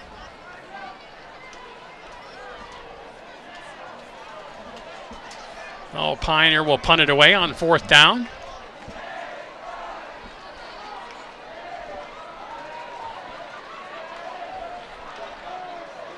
There's the snap, and the ball is kicked away. Taken at the 25-yard line, now looking to scramble free. Coming wide left, getting some yardage over the 40, 45, and nearly out to midfield. Nice return there for the Eagles. That's Miller doing a great job of turning that corner and just beating a whole field full of Pioneer defenders. Thankfully, they had 1 or 2 last men standing there, but again, he switched up the entire field there. Went north to south and then made that turn, and you can see a lot of worried Pioneer defenders on that one, but he just couldn't quite make it past Danico Harris. I'm sorry, Michael McMullen on that one. Well, Skyline in another really good field position setup here on this next drive.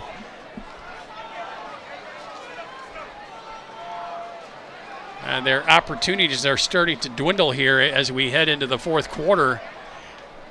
And they're going to have to make the most of their opportunities they have left. So Davis looking downfield. Now he's going to be tackled for a sack. First time Davis has been brought down in the backfield. I was just thinking the same thing, Pete. First time he was sacked, you could see him towards the end there. He thought about giving a little toss or a little pitch to that player up near flat side. But I think made the correct decision, thought better of that. Just take the sack rather than do some sort of risky play. Davis gets the snap once again, looking downfield. And bobbled by the would-be receiver and knocked away by the Pioneer defender. Pioneer defender and the ball both came into Keon Hunter right at the exact same time. Not ideal.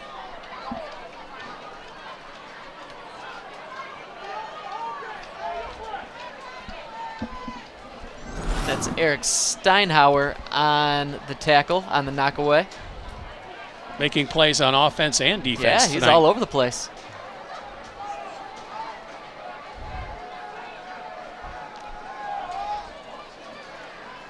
Well, it's third and a long way for the Eagle offense. 3 wide receivers, split wide right, 1 wide left. And Davis will get the snap, looking downfield under pressure. He'll throw it short, and the Pioneer defenders swarm to the would-be runner and bring him down for just a very short gain, if anything, on third down. It's going to bring up fourth down, and the Eagles are going to be forced to punt it away. And you said it earlier, Pete, like they've only got so many opportunities left. Again, this Skyline offense is explosive. They have shown propensity to make big plays, but you only have so much time, again, with the clock running at 8:54 to go here in the fourth. Got to take advantage of these things. I think you can bet on Pioneer on offense is going to try and grind some clock here, try and run the ball and work some time off the clock on their next offensive series. The punt is away. It's a short punt. Looks like it might have been tipped. And that ball just gets over the 50-yard line. The referee's going to call it out right there at the midfield stripe. And Pioneer will take over on offense right there. Yeah, a handful of Pioneers in on that punt. It sure seemed like at least one of them got something on that ball because it didn't go far and had just a ton of spin on it coming towards us here. Not a whole heck of a lot of time for him to get this punt away before, again, he had 4 or 5 Pioneers right in his grill. And it sure seems like he just blasted that off, possibly even his own guy, just couldn't get the height on that one that he needed. A lot of pressure from Pioneer on that punt, forcing the blockers for Skyline back in the backfield. Well, 1st and 10 for Pioneer. There's the toss end around, breaking 1 tackle in the backfield, and he's going to get over the line of scrimmage and get a short gain, but he's going to be forced out of bounds there. And as advertised, Pete, they did go to the handoff to try to run some clock off, but that point was kind of defeated when your running back there goes so wide all the way to the sideline, gets knocked out of bounds, stops the clock. He just tried to make one too many moves, was just intent on not being tackled, really, whereas really the game plan here should be, fine, tackle me, let's eat up 30 more seconds. I'm sure his coach will have those words for him on the sideline. Something you gain with a little bit of time and experience. Now Uhas will keep it straight up the middle. He breaks into the open and out over the 40, or down to the 40 rather. And that's going to be good for a Pioneer first down. Out of bounds once again, stopping the clock, but getting the first down. Yeah, holding possession clearly key. I guess we shouldn't be surprised when we keep seeing Uhas make all of these slick moves. Just a great cut back there, an ankle breaker there. That was one of those whoop moves. The old Chris Berman special. Something like that. Yeah.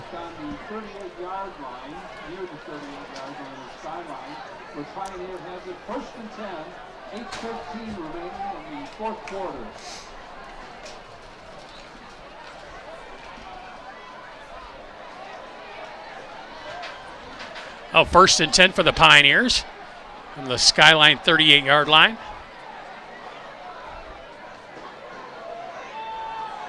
There's a handoff, this time up the middle, breaking a couple of tackles, and all the way down to the Skyline 30-yard line.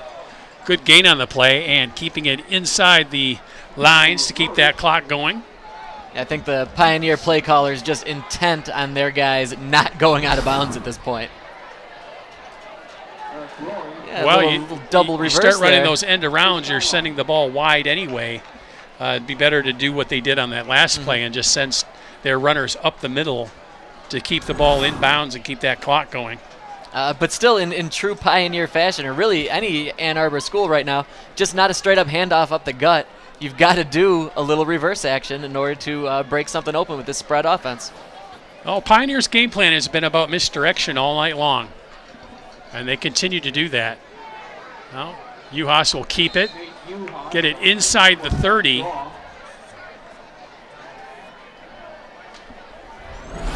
Close to a first down. That is going to be about a half a yard short. Under 7 minutes to go here in this game. Hope you're enjoying all the action here on the CTN Sports Game of the Week.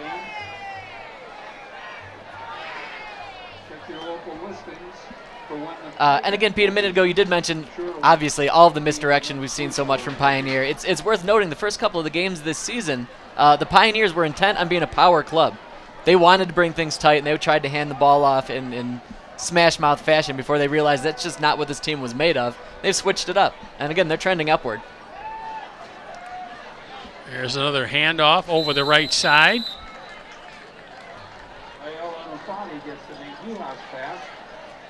It looks like the gain is going to be good enough for another Pioneer first down.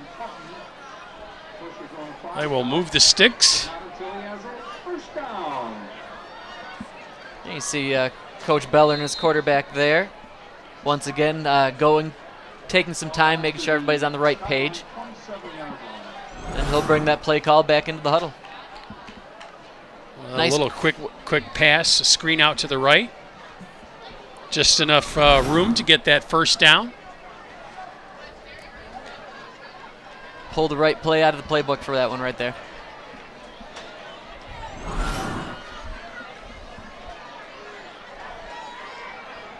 Oh, Uhas looks over the defense, gets the snap, handoff straight up the middle. A short gain for the Eagles.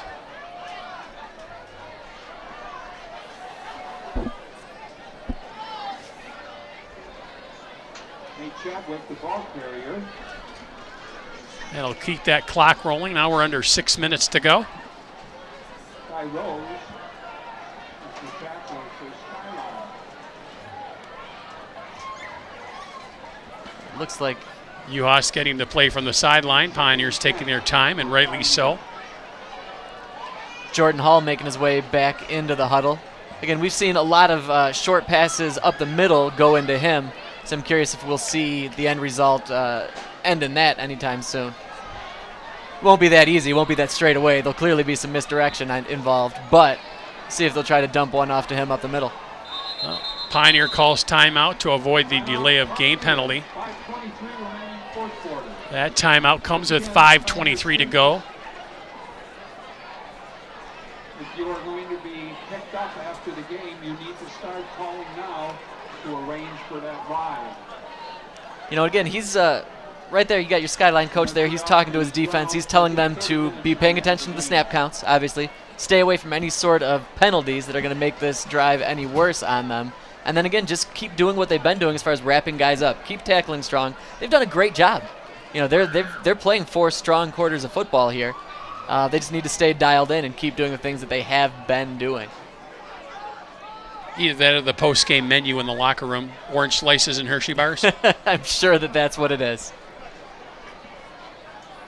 That's just good snacking right there.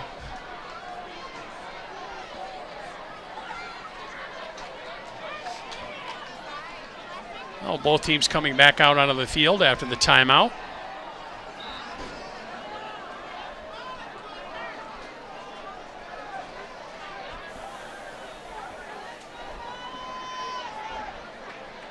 Empty backfield for the Pioneers. Interesting call here at this time of the game. But again, you can never discount one of those wide outs being put in motion. Or a quarterback keeper. Absolutely. We've seen Uhas take off with the ball many times in this game. Yeah, he's not afraid to make a break for it. And again, he has great line of sight out there. You can see that he sees the defense very well. He does an excellent job of picking apart those zone defenses. Put 4 seconds back on the clock, make it 5:27 to go. Uhas gets the snap, looking to throw. Scrambling, and he throws it downfield. And knocked down and incomplete. He had a corner blitz coming in on Uhas on that one. Made him rush his throw just probably a little bit quicker than he would like to have.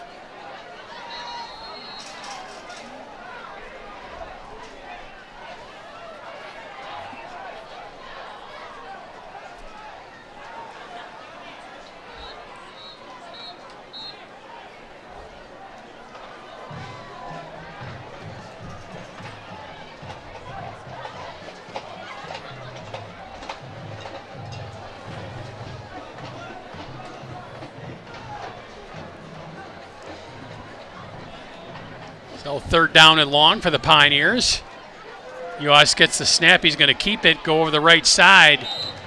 He'll stay in bounds, keep that clock running. Well, that's going to bring up 4th down for the Pioneers. Nice stiff arm there by Uhas towards the end to try to get an extra couple of feet there. Eagles defense had a weird thing going on just before that snap. It just seemed like they didn't know what position to be in, or if there was men in motion, they were unsure of who their coverage was, but it was definitely off-jointed, and I feel like the Pioneers benefited from that at least a little bit. That's a sign of a bit of a young team, inexperienced. Could be. A team that hasn't played together a lot. That'll come with time.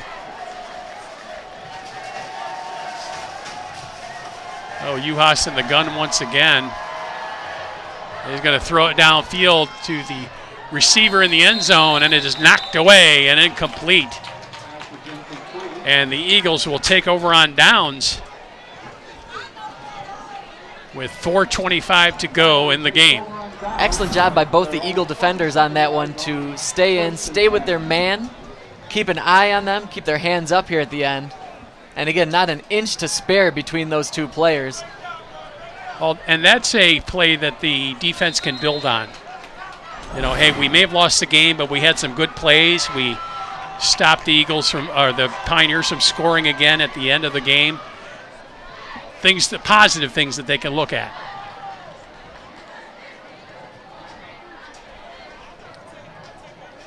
Oh, another spread formation for the Eagles.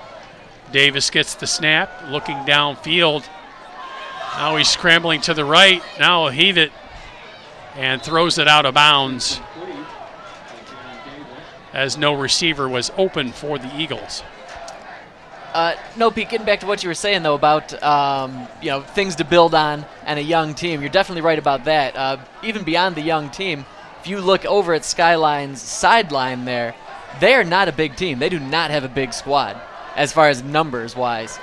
So they're working with that against them. We talked about the heat this week. Their practices had to have been limited this week, and a short week on top of it. We're playing again on a Thursday night as opposed to a Friday. Just a lot of interesting scenarios in play for both squads here. Well, thankfully for tonight's game, we got back to some real football weather.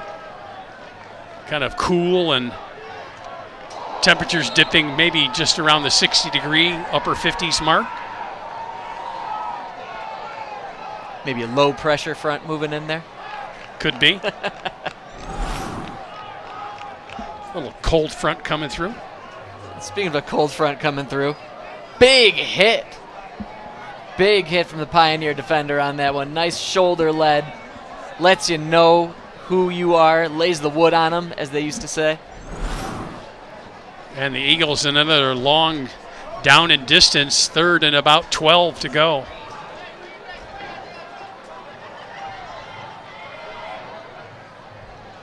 Oh, Davis looking to throw it again.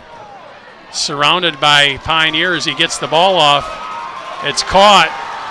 And all the way out to the midfield marker for a Skyline 1st down. Hunter with a great job of cutting back inside and gaining a few more yards, but you got to wonder if it might have been more beneficial to the team for him to just not get those couple of yards and run out of bounds and stop that clock. Referee did not call that a stop clock, so the ball was running. Skyline set up quickly and tried to get the quick pass off, and that ball is dropped and incomplete. Here we'll see that Hunter reception there. Just a nice little pass off to him, making that run through the slot there. And there's just like the little Madden juke move right back inside. Nice job by the Pioneer defender to tackle him inbounds, though. You're absolutely right.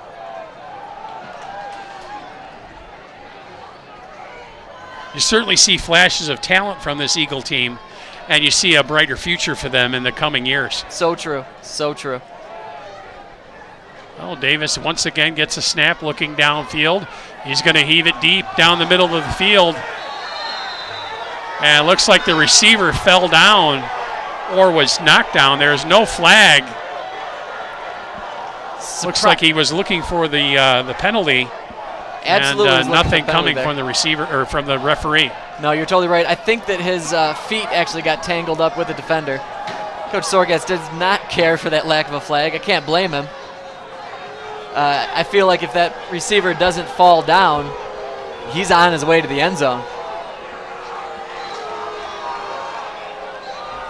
We've got about 200 other referees just below us here wearing sky blue. You see just a solid throw. And again, it just seems like their legs both got crossed up incidentally.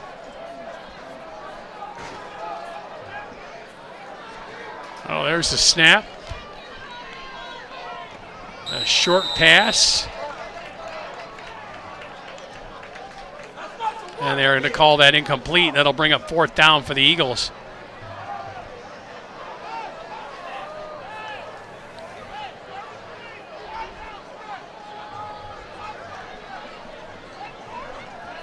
.249 to go here in the game.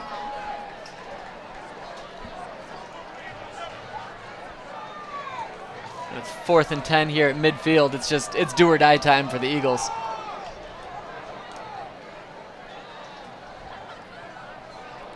Oh, Davis looking over the defense. Gets the snap.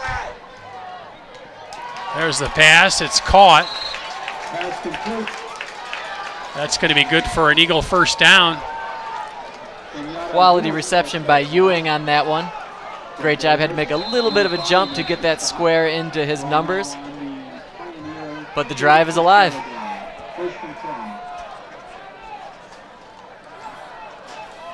Another quick pass by Davis. This one's going to fall incomplete.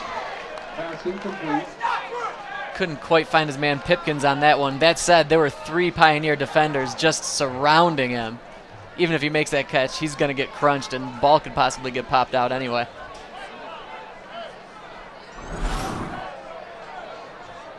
See, not his first option there. Checks down into that player in the middle. A little bit of a safer pass, I think.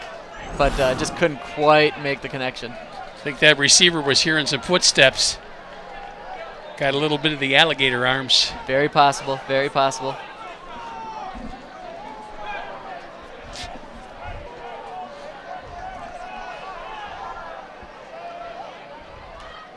Well, Davis gets the snap, throwing once again. Looking deep downfield, he's going to throw it into the end zone. And there's just a Pioneer defender back there. He'll get the interception. He's going to bring it out over the 20, 30, 35, 40, 45. And we have flags on the turf once again.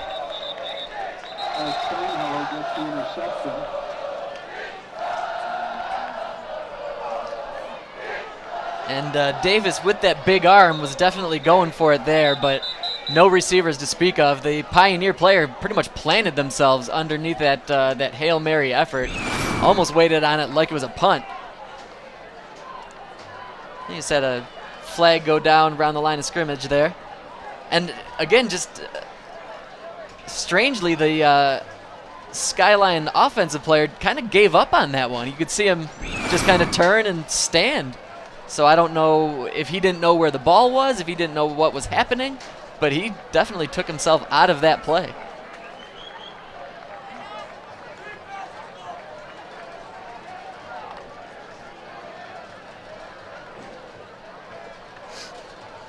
So it'll be interesting to see what all of the flags are about here. We saw one again initially on the play before the throw. Likely a hold. That's going to be Pioneer ball in any event.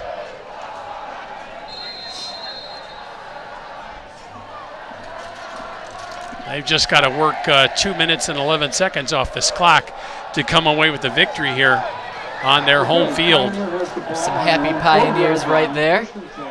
Staying up a little late on a Thursday night. You guys got class tomorrow. Come on.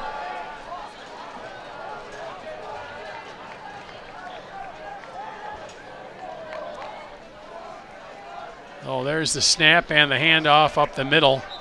Pioneer right there to defend. No, nothing too fancy with that handoff. A timeout is called by Skyline.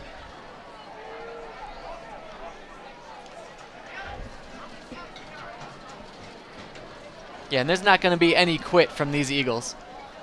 see Coach Sorgatz there. He's not coaching them up that way.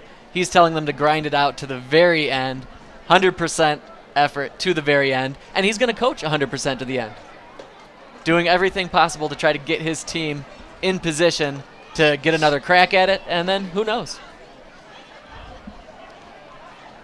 Well, it's about teaching something and using this as a moment to teach these players to never stop playing, to always play hard, not until the final second is ticked off the clock.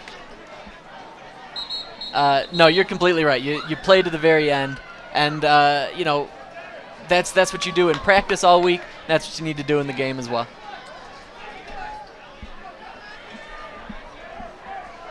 Oh, both teams back out on the field.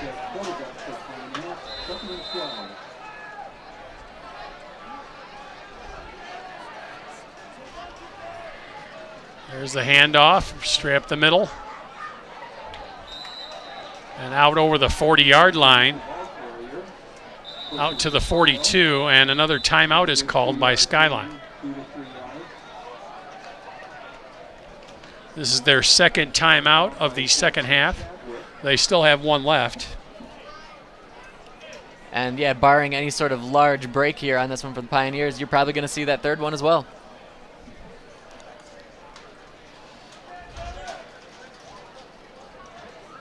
And again, in the Pioneers huddle there briefly, I'm probably not saying anything other than 2 hands on the ball.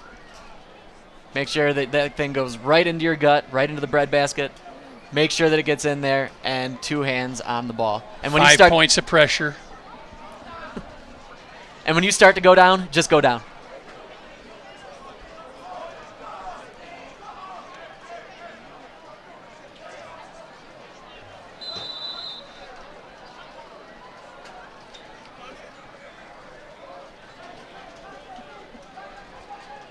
There's another handoff straight up the middle. Up to about the 45-yard line, and Skyline calls its final timeout. Pioneer O-line got some nice push on that one, though. You know, winning the wars in the trenches is what this is all about, more often than not. And again, they're getting their guys at least a couple of yards here and there.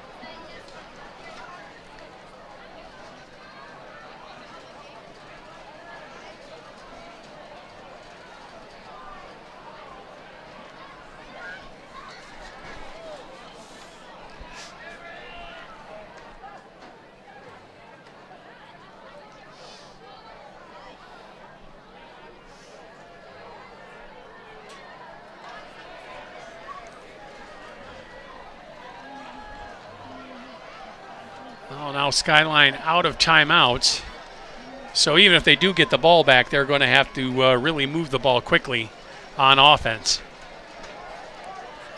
Well, Pioneer is going to punt it away.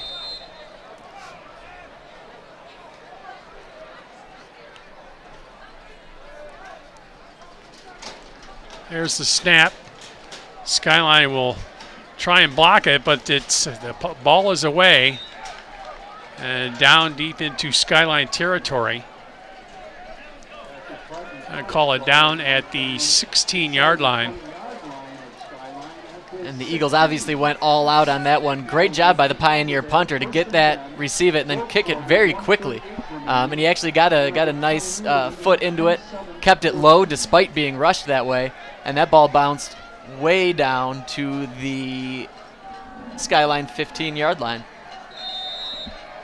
So again, momentous task ahead for the Eagles here. But again, we've seen some big play capability. Nothing's out of the realm of possibility right now. Oh, 1 minute and 38 seconds to go for the Eagles.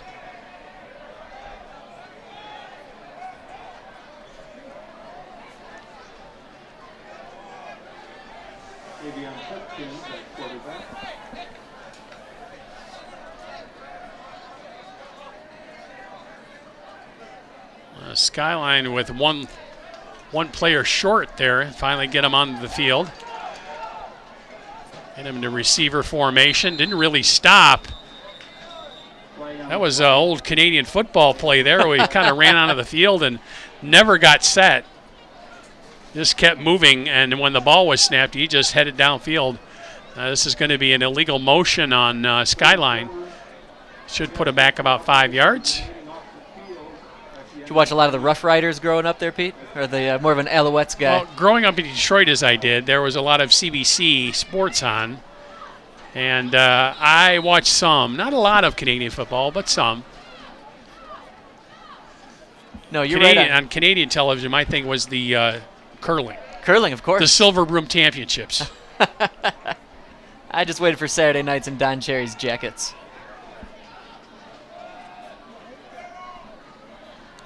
Oh, Davis gets the snap, surrounded by players. He escapes and gets downfield, and he's tackled in bounds around the 20-yard line.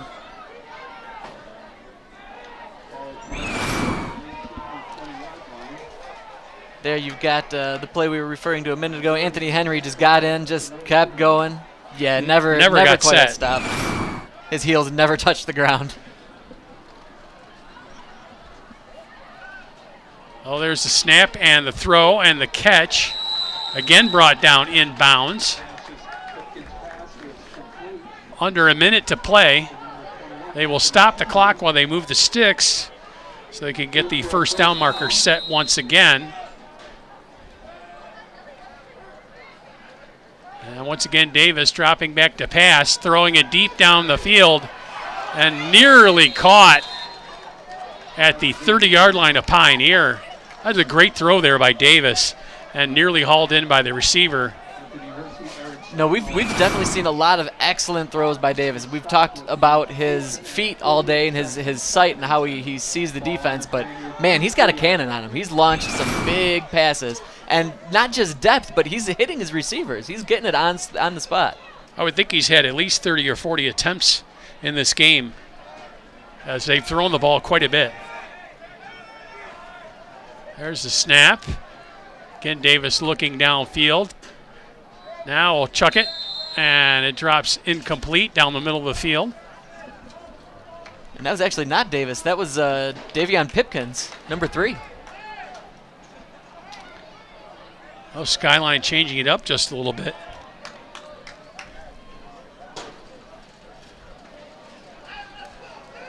You know, throwing in some sort of last-second wrinkle like this, maybe just going to catch the Pioneers off guard. And Davis definitely on the sideline with his helmet off.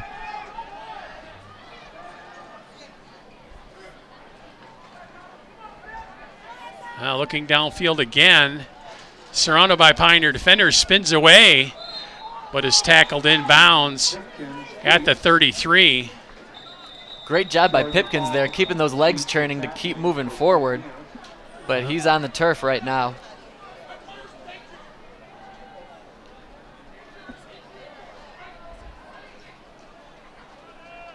He's rolling around a little bit, and both of those Skyline trainers seem to be looking at his left shoulder there. Curious if he came down on the turf strangely, or if maybe he ran into a knee. There you see he kind of pulled away from him on that one. Yeah, it looks like he got a shot in the shoulder. Could very well be. But it was up high. Must have been just a shoulder-to-shoulder hit. Yeah, he seemed like he was already kind of crumpling a little bit on his way down, kind of cradling himself before he hit the turf. Well, Davis still on the sideline, not looking like he's getting ready to go back into the game.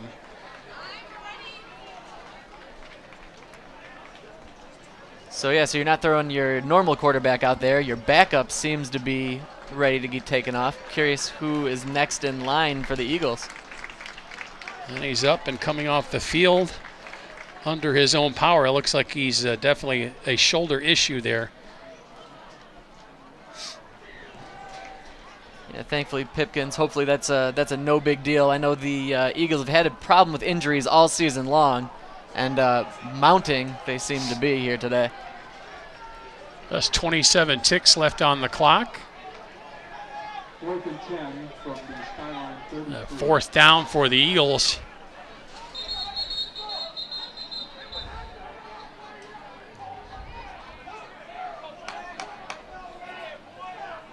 Another whistle and play will stop.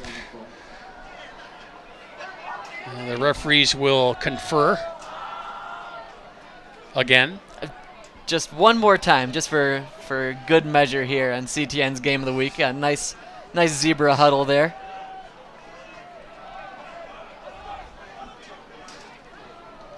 We joke, but those guys really have had their hands full this game. There's been some really unique calls and some unique plays here this evening, and they've done a good job of keeping things together and keeping both coaches informed and seemingly keeping both coaches happy with what's going on the field.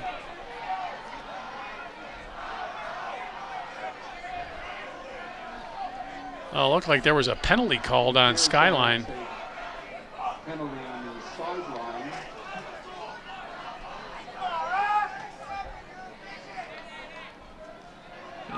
Can see Coach Sorget's down there at the bottom of your screen. It's just insult to injury. You're getting that penalty here on 4th and long as it is. I think he's had about enough of this refereeing crew. I think you're probably right. Now on the 18-yard line.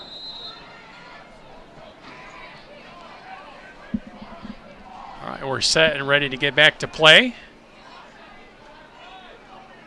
Now we're throwing it down, long downfield, and just overthrown over the hands of the would-be receiver, and Pioneer will take over with just 15 seconds to go, so they can just take a knee and run the clock out and finish this game.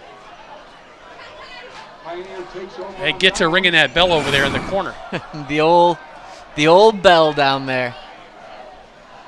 15 seconds remaining in the 4th. You see a nice toss there by Brian Skurlock. Actually heaved that one down there and clearly went to the right guy, Kenyatta Ewing. But Ewing just couldn't quite catch up with it. As speedy as he is, didn't quite have that much in the tank here at the end of the game.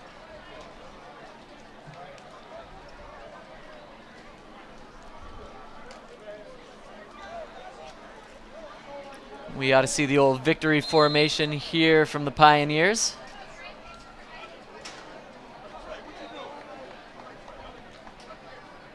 There's the snap, and that will run the rest of the timeout on the clock, and Pioneer will come away with the 27-14 victory here on the surface of Hallway Field. We're going to take a quick break and be back with more right here on CTN Sports.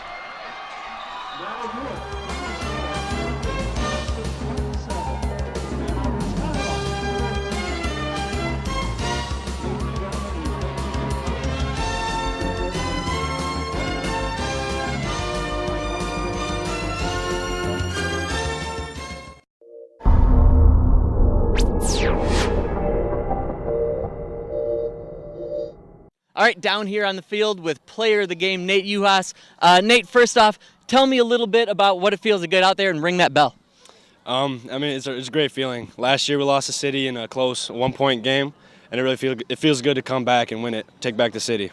Now, I know a big part of what your coach preaches to all of you guys is family. Yeah. Just tell me a little bit about what that is, what that means, and again, how it feels to be out here with those guys.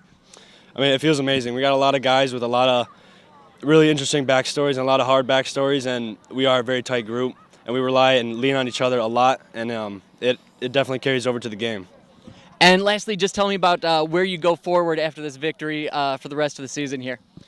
We got some things to clean up, definitely. It was closer than we expected, but we can't play down to our competition. We got to play our stuff and not make as many mistakes, and we'll be good moving forward. Nate, it was a great game. Congratulations, man. Back to you, Pete. Thank you, Nick. And once again, Pioneer winning the game 27-14, evening their record at 3-3. I'd like to thank all the people that make this production possible. Our director, Rob Cross. Audio and replay by Jill Andrews. Computer graphics by Dana Denhar. And our camera guys out there, Rich Musso, Gage Shaughnessy, Robert Hornbacker, and Matt Drake. And for Nick Wisniewski, this is Pete Porter. Once again, the final from Hallway Field. It's Pioneer 27 and Skyline 14.